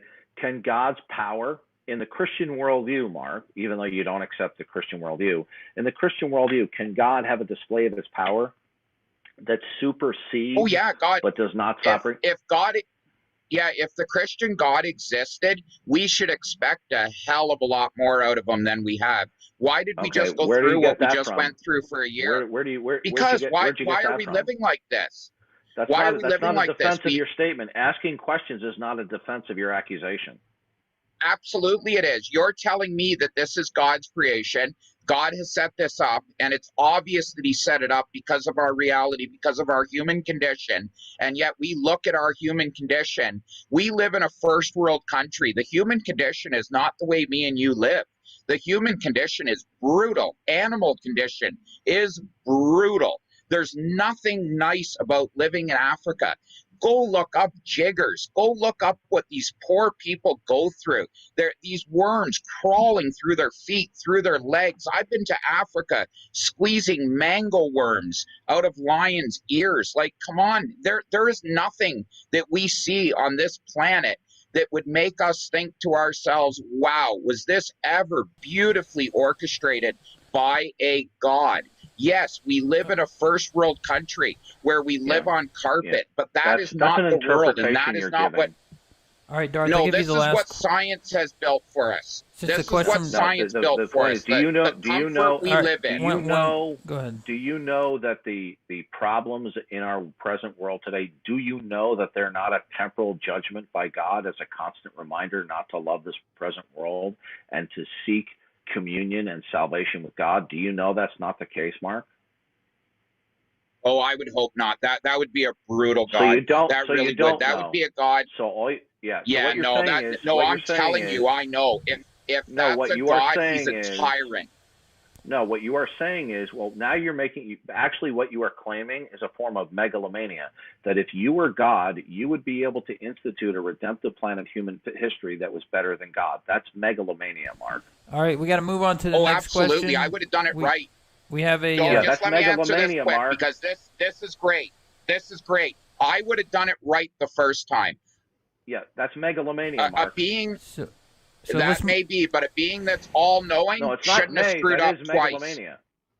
Mark, that's that fine. statement you made is megalomania, that if you were God, you could create a world that is a redemptive plan of human history. See, what you are discounting is that the good and the bad that occurs during the course of human history is not a part of God's redemptive plan of human history. But the bottom line here is simply this. You are making a claim of megalomania. All right, guys, we need to get moving on to the next question. I say if God, if God puts us through pain on purpose to remind us of him, he's sick. All right, so that's not what the Bible says. The temporal judgment that God has implemented in this world is a constant reminder to seek eternal communion with God and not to love this present world. You see, your megalomania has blinded you that you're not that smart. All right, Mark, since the question... No, actually, my science world has put me in a position where I live a good life. I don't deal with parasites every day. I don't have to deal with viruses every day. I live in a first world country. I don't deal with what everybody else is dealing with in the world. So I guess God's judgment... No, let me answer. So there's no please answer. Wait a second, Darth. I don't have any up here where I live, but just let me answer. You're cutting me off. You said you'd let me talk. Mark, we'll let you go. Your God extremely punishes Africa and the third world countries over the first world countries, and I find that interesting. So yeah. And yet they're the ones that don't know anything about God. We have to run over to Africa with Bibles instead of food to make them realize there's a God. So what you're saying makes God obvious. The pain and suffering we go through is extremely, extremely biased towards the poor. That's interesting. I'm glad you brought that up. Since the question was for Darth, we're going to let him answer that. Absolutely. Let me just answer that. The reason why we go over there to Bibles is not to inform them that God exists. We're to inform them that the God that exists has a redemptive plan of human history, and for them not to lay their present hope in this lifetime, but the hope of eternal life through Jesus Christ. And that in a future creation, that he will restore. Your megalomania has blinded you to a system that is not the Christian gods. Okay, so we don't bring Bibles to tell them there's a God. We bring Bibles to show them that the God who created this creation has a redemptive plan of human history. Okay, so your megalomania has blinded you to right judgment. All right, guys, we got to move on to the next question. We have so many catch up with that Bible so they can at least eat it. Take catch up next time. We got so many questions. We need to get to some of the rest because we're running out of time. Super chat at your own risk right now because we got just a lot. Bugmaster $5 says, I reject the dichotomy between possible and impossible. So do real scientists. Absolute statements are worthless compared to probabilistic ones. What do you think, Darth? Can you repeat the question? Yeah, sure. I reject dichotomy between possible and impossible. So do real scientists. Absolute statements are worthless compared to probabilistic ones. In order to make probabilistic statements by anyone, something is going to have to be static and absolute along with what is dynamic. But apart from the Christian worldview, you're not going to be able to provide any absolutes, all right, in order to reason probabilistically. They reason probabilistically by presupposing and without defending that there are in actuality any absolutes that provide for that. All right, thanks so much for that. We'll move on to our next question. We need a foundation. We need a foundation to build off of. So, yeah, we do have to presuppose some absolutes. We really do. We need a foundation. Thanks so much for that. So your absolutes are not rationally justified, Mark? Are they rationally justified? They're to the best of our ability at this point. Like I said, we're 250 years in. Give us a break. That doesn't answer the question. We're working on it. You didn't answer the question. Saying we're working on it doesn't answer the question. All right, so the next question is from Capitalism, right? Spelled like Kappa. $5 super chat. Darth, I'm not sure if you have any history on this question or not, so I'm just going to ask you. Just be like pass if you. He says, "Will Darth debate Pogan on Modern Day Debate?" Do you have any comment? Yeah, these are just questions from trolls. Same thing. Okay. Pass on that. Bugmaster $5 says, "Does Darth's God intervene in physical reality in any way, or does he just sort of exist? If he sits there never doing anything, what's the point?" I guess you said earlier that he does intervene. Well, in the Christian worldview, God has complete providential oversight. He permits human beings to do good things. He permits human beings to do bad things. If it were not for the power of his will and his word, all fundamental things, or I should say maybe particles, would not even exist. So God is not in there micromanaging, but he is in control of everything through the course of his redemptive plan of history.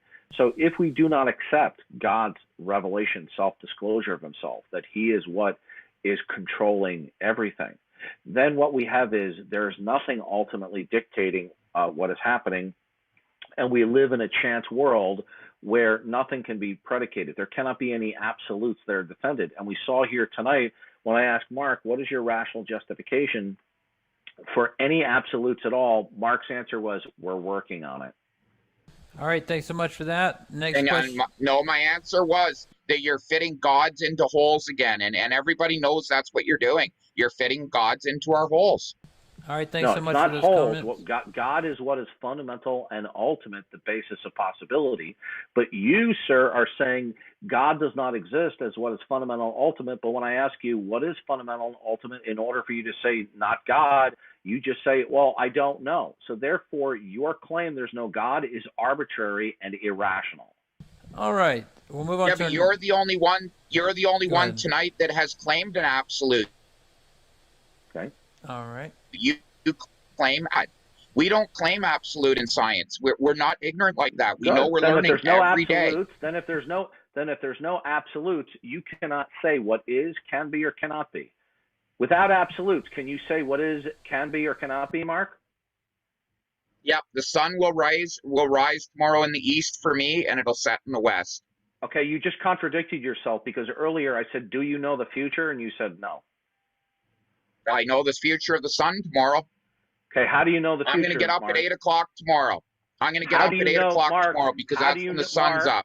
Mark, are you omniscient? How do you know the future will be like the past, Mark? Because I know there's a God that's going to put that sun in there No, I'm tomorrow looking for for a me because serious that's what we answer. believe. How do you know the future, The sun Mark? God will do it. I I'm rely on the sun God. No, you can't say a sun God because you don't believe what is ultimate and fundamental. You said is unidentifiable. So how do you know the future, Mark? No, you asked me if I believed in the Christian God. I don't. I believe in the sun God, and the sun God is telling me. See now you're lying. No, I'm not. No, Mark, we're not know? talking about you believing in the sun. I'm asking you what is fundamental and ultimate so that you can tell us what the future will be, okay? Well, you know for a fact that science doesn't deal in ultimates and absolutes. You know that already. We have a few absolutes. So there are no. But we don't need a God. You just contradicted yourself. You just said there are a few absolutes. Didn't. What are they? Speed of light. Okay, have you measured all photons? I don't have time. It's not my job. So all your by the way, people Mark, to do that for me. Mark, have they measured the speed of light one way or two way? Have they bounced it off a mirror and returned it and measured how long it took? Of course they did. Okay. But you can set up. You really don't know what you're talking about there because they can have an emitter and a receiver and measure it in one direction. I don't know where you're getting this round trip crap from. All right, guys, we're moving off into another direction. The one-way speed of light cannot be done. So, for example, Mark, the speed of a photon when it is emitted, it could hypothetically be instantaneous, but on round trip, it could be half the total time after it was emitted. I know. Now, isn't science great? Let me finish. I'm not necessarily saying that is the case, but it's a possibility. They have not measured the speed of light one way, Mark. All right. So is that because it's easier to bounce it off a mirror and just measure the speed of it? It's not easier. We've done that long ago. No, you're not understanding. We've understood the speed of light for years. Mark, all right, you guys, we got to move on to the next question. I know you have to move on. Mark, I have to correct you right now. You don't know what you're talking about. The reason why light is measured round trip is because it cannot be measured one way. Okay? Why? You don't know what you're talking about. Because Tell us why. Because clocks can't be synchronized. Why? I just told you why. We do it with GPS all the time. We do clock. All right, Mark. What are you talking about? We deal with special relativity all the time with our GPS systems. All right, you guys, we're on a tangential point here. Mark, that is just absolutely an error right there. Let's just move on. No, I'm not. Mark, if you don't mind. Mark, it's a category error, Mark. Darth, if you guys don't mind, we'll just move on to the next question. Yeah, let's just move on. Yeah, we deal with special relativity every day to run our GPS and keep our satellites, everything working properly. All right, thanks so much for Mark, that. did you know Einstein's theory of relativity is contradicted by quantum mechanics? Which is right, Mark? Well, I'm sure it's all wrong. Einstein was a moron. You don't know what you're talking about. All right, you guys, we're gonna have to move on. I don't want to mute you guys. Let's just move on to the next question. We had a 5 CA super chat come in from Richard Romanchek. Says $100. Mark turned his volume up instead of So you're right. He said that earlier. Chris Gaiman, another $5 super chat. You guys, let's move into like a speed round. That way we can get through more of these. Because we are running a little long. Chris Gaiman says, Darth, I don't understand what you're talking about. I demand you tell me what's ultimate fundamental. I think you already answered that question, so we'll move on. Patience Stark asks, can you ask Darth Dawkins what a fallacy is? He stated that there being no God is a fallacy. I don't think he understands. What do you say? Darth, I think you might be muted again. Yes, sorry about that. I didn't say what he said was a fallacy. I mean, I consider it false when people say there's no God, but I didn't use the word fallacy. I said that Mark's reasoning is fallacious. He used the genetic fallacy, and you can actually look that up. He says God. He basically said in his outset that the reason why there is no God is because people have faulty reasoning, reaching the conclusion that there's no God. That is a fallacy. Gotcha. And when I explained that to Mark 3 times, he would not even concede that was fallacious reasoning, but that was his number one argument why there's no God. All right, thanks so much for that clarification. We had another $5 super chat coming from Bugmaster. Says, is there a practical difference between knowing the sun will come out tomorrow is fundamental and ultimate in a fundamental and ultimate way, and being only 99.9999999% sure? Yeah, I don't understand the question. It's very poorly worded. Okay. He's just saying, is there a practical difference between knowing the sun will come out tomorrow and knowing would be, sure? in these kinds of conversations, knowing would be a justified true belief. What Bugmaster is doing is commonly what unbelievers do when we introduce a discussion about knowing. They want to introduce a colloquial usage of the word known, meaning varying degrees of psychological confidence that a belief is true. I never, or I rarely, if ever, use the word know to refer to any percentages of psychological confidence. I almost always use it to mean a justified true belief. All right, thanks so much for that clarification. Joe Schwartz, $5 super chat, says, if you love God so much, why don't you marry him? Great comment. Move on. Oflamio, whatever. Sorry if I mispronounced that. Darth, you are an indeterminist because you believe some events do not have a cause. Is that the case? No, that's not my position. I believe that everything that exists and all events that occur have their grounding in the eternal God of the Bible. All right, thanks so much. Brian Stevens has a Patreon comment. Says, Darth interrupted Mark and then 10 seconds later said, please don't interrupt me. So it's just a comment about the debates. Cillian Holland, 10 euros. I'd like to comment on that. If we were to count up the times that I interjected compared with Mark's, his would vastly outweigh mine. I'm sure somebody will do that legwork at some point. Sure. Thanks, and if I can just comment on that, it's I just don't want the questions to get too long that they're unanswerable. You like to put such a long string of words together with so many questions in them that they become unanswerable. And to be honest with you, very hard to remember what your point was from the beginning. So I do apologize. I do try to be polite when I do these things, and I do apologize. I'm not your enemy. We're just here to have a conversation. I don't think you're a bad guy, Mark. I don't think you're a bad guy. Don't worry about it. All right, thanks so much for that. We had a €10 or £10 super chat from Cillian Holland. Says, Darth, how are we supposed to take you seriously if we deny the reality of the edge of the earth? Speak of a second around the world. Okay. So it was just it's kind of like a comment, just saying like he thinks some of your beliefs are untenable, I guess. Next from Bugmaster, I know China made my wireless mouse because it says "Made in China" on the bottom. If I were to look at a live mouse, where does the "Made by God" stamped? Any comment? Yeah, or you want to move on? That's a guy who has appeared on the Friendly Neighborhood Atheist stream.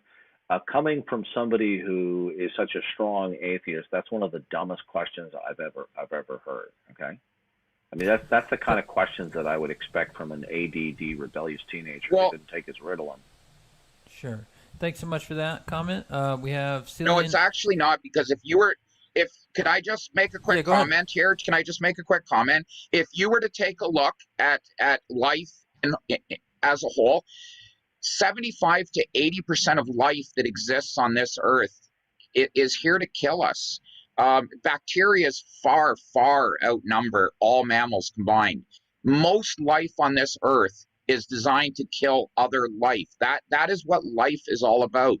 And that was the type of stuff I really had hoped to speak to Darth about tonight. Is, you've got this Bible belief that there was no death before the sin, which makes no sense. Like I said, and it's actually higher. It's probably 99% of life on this earth is life that we can't even see. And we step on it every day. We consume it every day, and we kill it every day. All right, thanks so much. Well, and it kills us. You say it makes no sense, but you have no identifiable absolutes to point to, so you have no plumb line or foundation for anything to make sense. If you had some absolutes, or you yourself said you don't know what is fundamental absolute, all right? So therefore, when you say it doesn't make sense, your world has no metaphysical foundation to make sense of anything. All of your facts that you invoke are all shrouded in mystery, so they're not facts. So your whole world doesn't make sense. You have no grounding in your world. All right, thanks so much for those comments. Again, I think we're comparing our world today, and the religious like to look at our world today as being reality. 75, 80 years ago, if we didn't have antibiotics, man, you got a paper cut, you died. This world is not the way we see it. This is an artificial world made by science. We do not live in nature. And if you claim nature is God, then God made a crappy nature for us. You stepped on a thorn, you died from infection. Okay, so is there something that is absolute that would guarantee the truth of that statement? Absolutely. If we didn't have antibiotics, we are dead. You're not understanding me. I said, what is it that is absolute? If we didn't have tetanus shots, we are dead. Okay. They came You're from not science. understanding What I'm me, saying, Mark, okay, what is it that's sorry, absolute? go ahead. What is it that is fundamentally absolute that would secure the truth of your statement? History. No, history. You are now conflating man's ideas about the past versus cause and effect and biology. Okay, you see, this is the problem. I ask you a straightforward question, and you give me responses that bear no resemblance to the question that I asked you. So we need to move on with it. Yeah, you guys, you didn't ask me a question. We're almost at 2 hours, so we need to move on. Keep going. All right, so we had a super chat come in. 20 pounds from Jordan says, "No man spoke like Jesus did. Jesus' words have changed lives throughout the past 2,000 years. To compare to a black box to Jesus is dishonest." You want to comment on that, Mark, real quick? I agree. Jesus, if Jesus existed as a man, he has built a religion that has become unbelievable. It's become strong. There's lots of believers. It has changed society, and it has turned a lot of what society is in certain areas into what it is. It was an incredible movement if it existed, but we don't know it existed, and that's what I wanted to talk about tonight. The proof of Jesus, the proof of God, the proof of the resurrection, the proof of sin bringing on death, the proof of Adam and Eve genetically, where we can show it. And instead, I got a lot of philosophy, but he has veered off his philosophy and given me some answers, and I'm actually fairly happy with some of the answers that he's given me. And it's gonna, it's gonna be, I'm gonna have pause for thought probably when I go to bed tonight, and that's what I ever hope to get out of this. Right. I never hope to get a win. I always hope to get pause for thought and just think about things. Well, thanks for that comment. Well, let me just make a brief comment. Unless we acknowledge that God exists by his self-disclosure, then nothing is provable.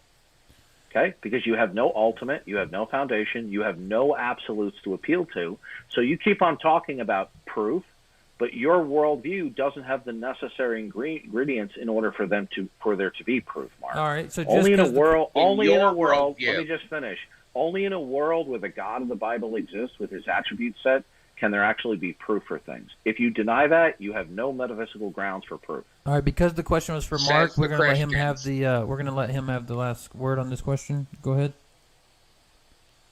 Says God that says the Christians, and that's the thing. Says the Christians. So the Christians will tell you, if you do not believe in their way, if you do not believe in their thought, you have no basis for reality. You have no basis for your claims. And it's just a faulty way of thinking, and you can replace God with any word and make the exact same assumptions. Okay, right, you've contradicted yourself. Okay, hold on. You contradicted yourself because you just stated you just contradicted yourself. Let me just say something. He contradicted himself because he says we could assert other foundations. But I asked him, what is it that's fundamental, ultimate, and absolute? And he says, we don't know it, and we can never know it. And now he's contradicting himself. Well, Mark, you want to make Where did I contradict myself?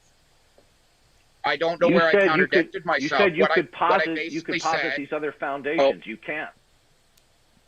Darth, what I basically said is that Christians are the ones that claim we can't know anything without God.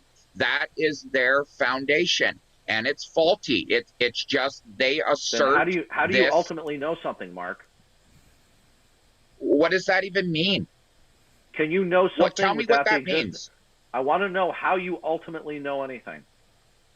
So you must ultimately know everything because you have God on your side. So what you're telling me is God-believing Christians know everything, and we can't know anything. So what do you know? Yeah. What do you ultimately know as ultimate truth? Because you're a Christian. What can you tell me? Okay, well, no, I'll be glad to answer the question, but I want the audience to notice Mark has dodged the question for the umpteenth time tonight. Okay, I didn't hear. I know you keep asking it over and over. Your favorite baseball team must be the LA Dodgers. Actually, they are, because Don Drysdale was my uncle. Yeah. So. Yeah. Well, all right, so Darth, we got it. Let's let Mark get in the last comment because the question was for him. I'm doing the same for you. Yeah. All I'm saying is they make these assertions that you cannot know without God, and it's not a legitimate argument. It's just not. It's like me saying you can't know unless you believe in the little black box. And how do we know the little black box? Because it's revealed itself to us. How has it done it? The little black box makes the sun come up in the morning. It makes it go down at night. All right, it's not true. Just because you state it doesn't make it true. Let's move on to our next question. Thank you for that question. And you asserting God doesn't exist doesn't make it true, Mark. Darth, we're going to move on. Two Canadians from Super Chat from Ask Yourself says, Mark, please stop. Well, he's just a comment. He thinks you were dog. We'll move on. It's not a question. P. Barnes says, I'm trying to answer unanswerable questions as good as I can. Sure. And that's what philosophy is. Philosophy is designed not to be answerable. These questions are designed not to be answerable. That's why the audience keeps chiming in. What do you mean by this? And even he can't answer what he means by it. They're questions that are designed not to be answered. And then all of a sudden they stand back and they go, you see, I got you, therefore God. And it's faulty in all of its premises. No, it is not. Mark, do you know what hold on a second. Mark, do you know what a reductio ad absurdum is? Okay, it's using an argument that the denial of the proposition leads to contradiction or absurdity. It's a legitimate form of argumentation. It's called a reductio ad absurdum. Okay, so it's not fallacious. That the denial of the proposition leads to incoherence. We can't have a tangential conversation on every question. We got to move on because we're almost done with these. And then, to be fair, the next question from G. Houston 69, Mark, to be fair to you, he said basically the exact same thing about Darth on the next Super Chat. So that kind of, it's back and forth in the comments. It's like one guy's winning, the other guy's winning. So just to be, it's pretty even for you guys, actually. Bugmaster $5 says, impersonal things communicate all the time. Crickets, ants, arguably amoeba, computers for sure. Computers are communicating right now as we speak. Any comment on that, Darth, or do you want to move on? I'll be honest with you. I couldn't understand what you were saying. Oh, sorry. I'm just trying to read them fast. He basically said that impersonal things communicate all the time, like crickets, ants, and computers and stuff.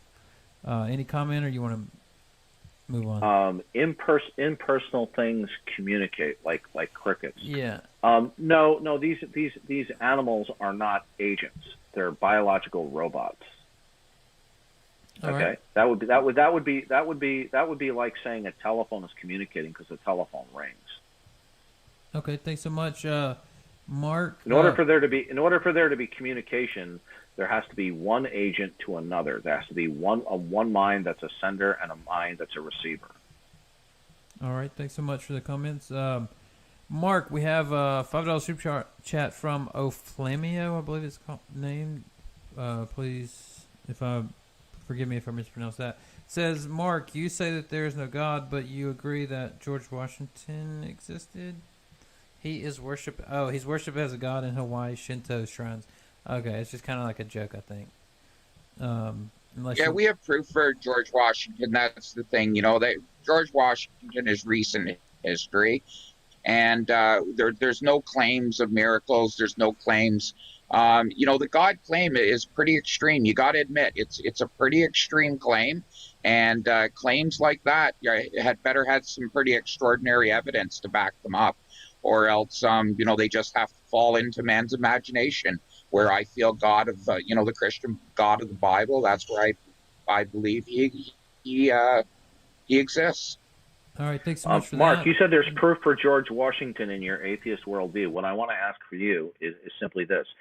Can you defend the reliability of your cognitive processes and your memory capacity? What institutes and secures that those are reliable in order for you to say in your atheist world there's proof for George Washington? Is your memory aptitude and your cognition obviously reliable? It's not in my it's not in my memory, but what it is we've been a pretty reliable species so far. We've been keeping pretty good track of things.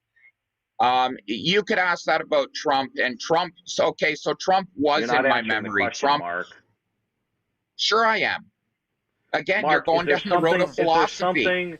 Is there something? Are that you arguing that George Washington didn't exist? No, I'm asking you in your atheist worldview, is there something at a fundamental level that imposes the basic and regular reliability of your memory aptitude and your cognition? Does something impose that? What are you? Why do you ask these questions like this? It's a legitimate question. The question you're was. Presupposing. How do we know that George Washington exists? I'm telling you. Okay, Mark. All right, not. hang on. Move on. It's going right over your head. All right, hang on one second. Of course it is. It's not meant to be answered. All right, let's move on. It's a legitimate question, but you're not equipped to answer it. Darth, let's I'm not. Let's move on to the next question.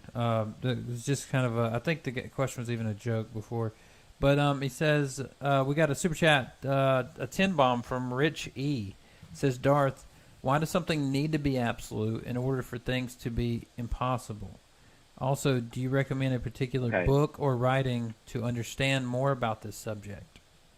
Yeah, if nothing is deemed or designated to be absolute, that means everything is in flux, okay? That everything is changing, right? So you can't claim that how shall I put this? If nothing is absolute, then anything can happen. And if anything can happen, there cannot be human intelligibility. So for example, let's say a converse contender says the Eiffel Tower stands in Paris. If there's nothing that's absolute, he couldn't make that intelligible statement because facts could change at any given moment, right? Or I could say, well, because there's rocks on the moon, therefore the Eiffel Tower doesn't stand in Paris. And you could say, well, how does that follow? That would be impossible for one to follow another. But without absolutes, you can't say what's impossible. So without identifying that something is fundamental, ultimate, and absolute, you cannot assert and defend what is, can be, or cannot be. No absolutes, and you have no human intelligibility. Ladies and gentlemen, that is your brain on religion. There you go. All right, thanks for this Okay, comments. well, you know what? That was a perfectly legitimate philosophical analysis. And because either you didn't want to understand it or couldn't understand it, what you do is typically what atheists do, and you resort to mockery and ridicule when you don't understand something. Not mocking you. I'm not mocking you. I'm telling you that I can call somebody right now in Paris and say, hey, is that Eiffel Tower still there? And they say yes. I'll get them to send me a picture of it. Good enough for me. I don't need to go down a long road of philosophy that says because there's rocks on the moon. You're cutting me off because there's rocks on the moon. The Eiffel Tower doesn't exist because of philosophy. Let's move on. You're not understanding. Nothing's absolute. You can't make truth statements, Mark. All right, let's move on. We got two more questions to get through. Got two last questions, okay? All right, so ZQs, I think I'm pronouncing it right, ZQs, thanks for your $10 super chat. Says, unfortunately, I came to this late, but no, Darth. A genetic fallacy is a fallacy where one champions something based on its history or origin. It has nothing to do with being agnostic. Do you get that? Yeah, that guy's clueless. Move on. Okay. Thank you so much for your $10 super chat. Rich E says, nope, we've already asked that question. Oh yeah, his second part of that question. That's why I went back to it, because the second part of his question was, do you have a particular book or writing to understand more about the subject, Darth? Yeah, what you can read is a book called Every Thought Captive by Richard Pratt. Every Thought Captive by Richard Pratt. That's the best book you can get that's easy to read and an introduction to the biblical apologetics. All right, thanks so much for that. I think those are our last super chat, our last question. If I missed yours, so sorry about that. The chat was exploding tonight because there was at one time there was almost 1,000 people in watching, so it was moving pretty quickly. Oh, good, yeah, excellent. There was 899 or something like that. I mean, it was pretty. So there were about 1,000 people. So 999 of them were my fans. There was actually a lot of Darth fans in the chat for sure. Or is it the reverse? There was a lot of people in the chat for sure for Mark as well. It was pretty even, I think. Or I mean, as far as I could tell, it was moving quick. But there were a lot of people saying that. You didn't include me. I'm your fan too. You got to include me as your fan. Yeah, I mean, I got a feeling. I'm just saying that because there's a lot of Darth haters out there. No, you can't think that way. You really can't. And people, if you hate either of us, it's not right. We're both good groups of people. Christians are good people. They believe what they believe. It's just, we come to these debates just for that reason, to try to get answers and to go around in circles of philosophy doesn't really get us anywhere. And if someone wants to look into it, and then I'll be quiet. I know we're trying to wrap this up. Go see Eric Hovind's. He had a debate with some poor woman. Go try to find that somewhere on YouTube. And it is honestly excruciatingly painful because he just would not let this woman off of this question. And he asked it for almost 2 hours. And she was almost in tears. And it was just philosophy. It was questions designed not to be answered. And that does not make for a winning team. It doesn't make. You got to come to these things with proof for God, and I kept asking you for proof. You're not understanding. In a world without God, there can't be proof for anything. Says you. Okay, if nothing is absolute and ultimate, how can you prove anything, Mark? You're right back to asking me the same question you started it with. Yeah. So all you're simply doing is you haven't offered a refutation. All you've done is just be dismissive. That's all you've done. That's been your strategy, just to be dismissive. Well, I'm not trying to be dismissive, and I'm not trying to be rude, and that's the truth. I don't think you're being rude. All I came to tonight with was the question: what was your best proof for God?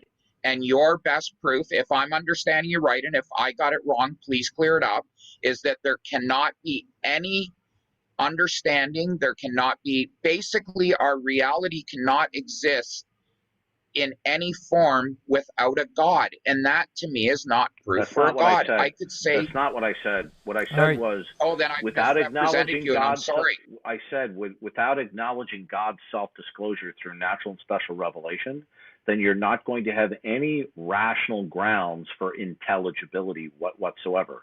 Your world will all be absurd. So whatever you assert is, can be, or cannot be, it's grounded in nothing. You keep on asking for reasons for God, proof for God, but when I ask you about your world, you have no reasons at all. You have no grounding for science. You have no grounding for laws. You admitted that there are no identifiable absolutes. If there are no absolutes that you can identify and sustain, then you cannot be in a position of making any truth claims. Do you understand? You said, I don't have a reason to believe in God. The reason to believe in God is without him. The reason to believe in God is without him. You don't have a reason to believe in anything, Mark. No, I understand exactly what you're saying. You're saying if we don't understand everything about the human nature, we can't know everything, therefore God. That is what you're saying. No, what If I'm we saying to don't you know is, everything, how can we make an absolute no, you claim that don't there's know. no No, God? if you do not acknowledge God as the foundation of everything and that He has revealed Himself, you will not be able to lay claim that you know anything given your model of reality. Given your model of reality, there are no identifiable absolutes whatsoever. So, since you have conceded that you have no identifiable absolutes, then by your own concession, you don't know anything. All right, guys. I want to give you. Therefore, God. I want to give you guys each like 1 or 2 minutes to wrap up, just to give like a closing statement, and then we'll go ahead and get off air. Yeah. Who would like to start? Well, I would like to go first because I feel that Okay. I got to get the last in. So just in fairness to Darth, I will go first. Okay. So basically, I came to tonight hoping to speak to a believer about what makes him believe, what really shakes him to the core and makes him wake up in the morning and go, my God, there has to be a God. When he walks out of his house, there is a God. When he reads the Bible, there is a God. I know there's a God because of this. What is the feeling he has? Is it a feeling? Is it a belief because of a book? Is it a belief because he's been told it since a child? Does he really believe that nature cannot exist without a God? And tonight, I got a lot of philosophy, and I am going to go back and re-listen to this. And honestly, I'm really going to try to put his word salad back together. And I'm sorry to call it that, but I was really having troubles following where his philosophical questioning was going. And then I started to understand what it was. They're questions that the answers are already presupposed to not be answerable. Therefore, God, I win. Um, that that to me is the weakest of arguments towards a God. I would rather sit down with Kent Hovind, as silly as that may seem, and have him tell me there are fossils in this layer of stone, therefore God. At least I can look at that, and I can go, come on, Kent, that fossil is not there because of God. That fossil's there because that fish died. Sediment built up on top of it. It was replaced by minerals. There you go. We got a fossil. Come on, what are you talking about? And we can argue that. It's really frustrating to argue philosophy. And I'm really impressed that 1,000 people stuck in there, and especially if they're kind of on my side, because they're not as used to this way of arguing for a God, where my questions are unanswerable. They're designed to be unanswerable. They're designed to be confusing. They're designed to be what they are. But at the end of the day, please, everybody out there, ask yourself, just because you can't answer a question, how does that lead you to God? How does that presuppose a God? And really, what his statement is if we can't know everything, we can't know anything. And if I have misrepresented him, I'm sorry. And I am honestly not going to interrupt. I will mute my mic now and I'll let him finish up. And hopefully at the end, we'll get to say goodbye. And if not, again, I'd like to thank Modern Day Debates. I think they put on some of the best debates that are out there. I think they're very fair. I would like to thank you for moderating. I think you did a great job. I'm sorry that, we did end up talking over you a couple times, but I think you did a great job. I don't think I've seen your face on here before, so I don't know if this is your first time to do it or not, but I think you did a great job. And I really do appreciate it. Thank you for giving us a platform to speak on. And to everybody in the chat who was polite, thank you for being polite.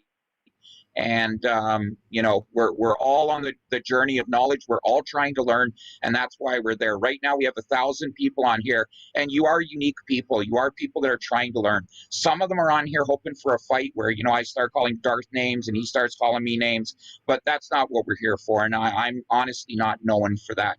The only time I've ever got upset was on a flat earth debate, and I couldn't handle it anymore. So I will wrap it up there. Again, thank you, Modern Day Debates, and thank you, Darth. And I'll let you Thanks so take much for that. your finishing comment. Yeah, appreciate it. I think it was an interesting discussion for sure.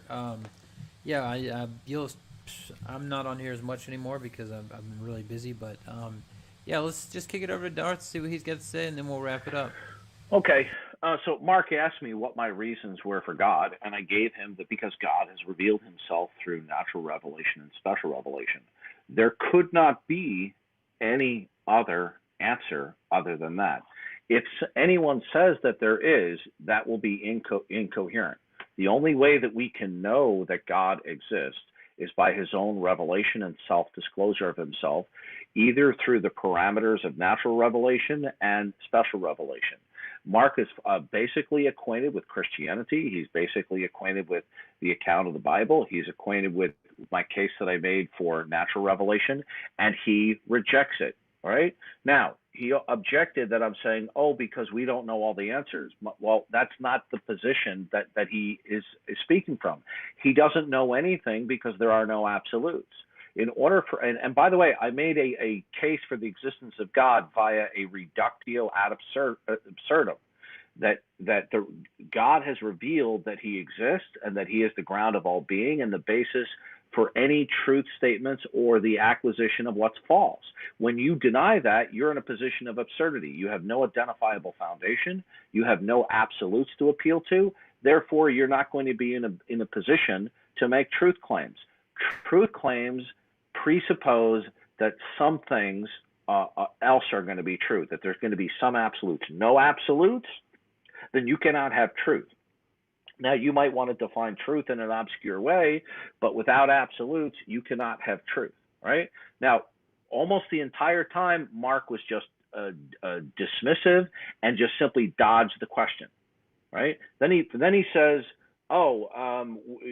it's unanswerable what is ultimate and absolute. But then he turns around and says, well, we could posit, this little black thing over here that's absolute. But why would he offer that when he says it's unknown and can never be known? So what we had is flipping and flopping. And what I have done is I've succeeded in showing that the denial of the revelation of the God of the Bible, ultimately through Jesus Christ, who died on the cross, rose again from the dead for our sins, and he commands us to repent and believe on him. The denial of the revelation of God, both through creation and through special revelation, results in metaphysical absurdity, right? Mark has basically conceded, whether he realizes it or not, that his entire position is absurd because he has no absolutes, he has no foundation for anything. Yet he wants to continue to make truth claims as though he had some foundation or basis. He says, well, give me reasons for this, give me reasons for that. There can't be any reasons for anything in Mark's world because he admitted there are no absolutes. So I have shown the truth of Christianity through a reductio ad absurdum. Okay, the denial of the proposition leads to absurdity. The proof of Christianity is that without God, without Jesus Christ, you can know nothing. All right, thanks so much for that closing statement, both you guys. I thought it was interesting, and I'm sure a lot of people are going to watch this back a couple of times just to kind of see All right, the thank you very were. much. Thank you, Mark. You had a good time. Thanks for the debate. Yep. And thank you, Darth, and again, thank you, Modern Day Debates. Not a problem. Good seeing you guys, and hopefully we'll do this again soon. And everybody else out there, thanks for tuning in and all the super chats and everything. And as usual, keep sifting the reasonable from the unreasonable.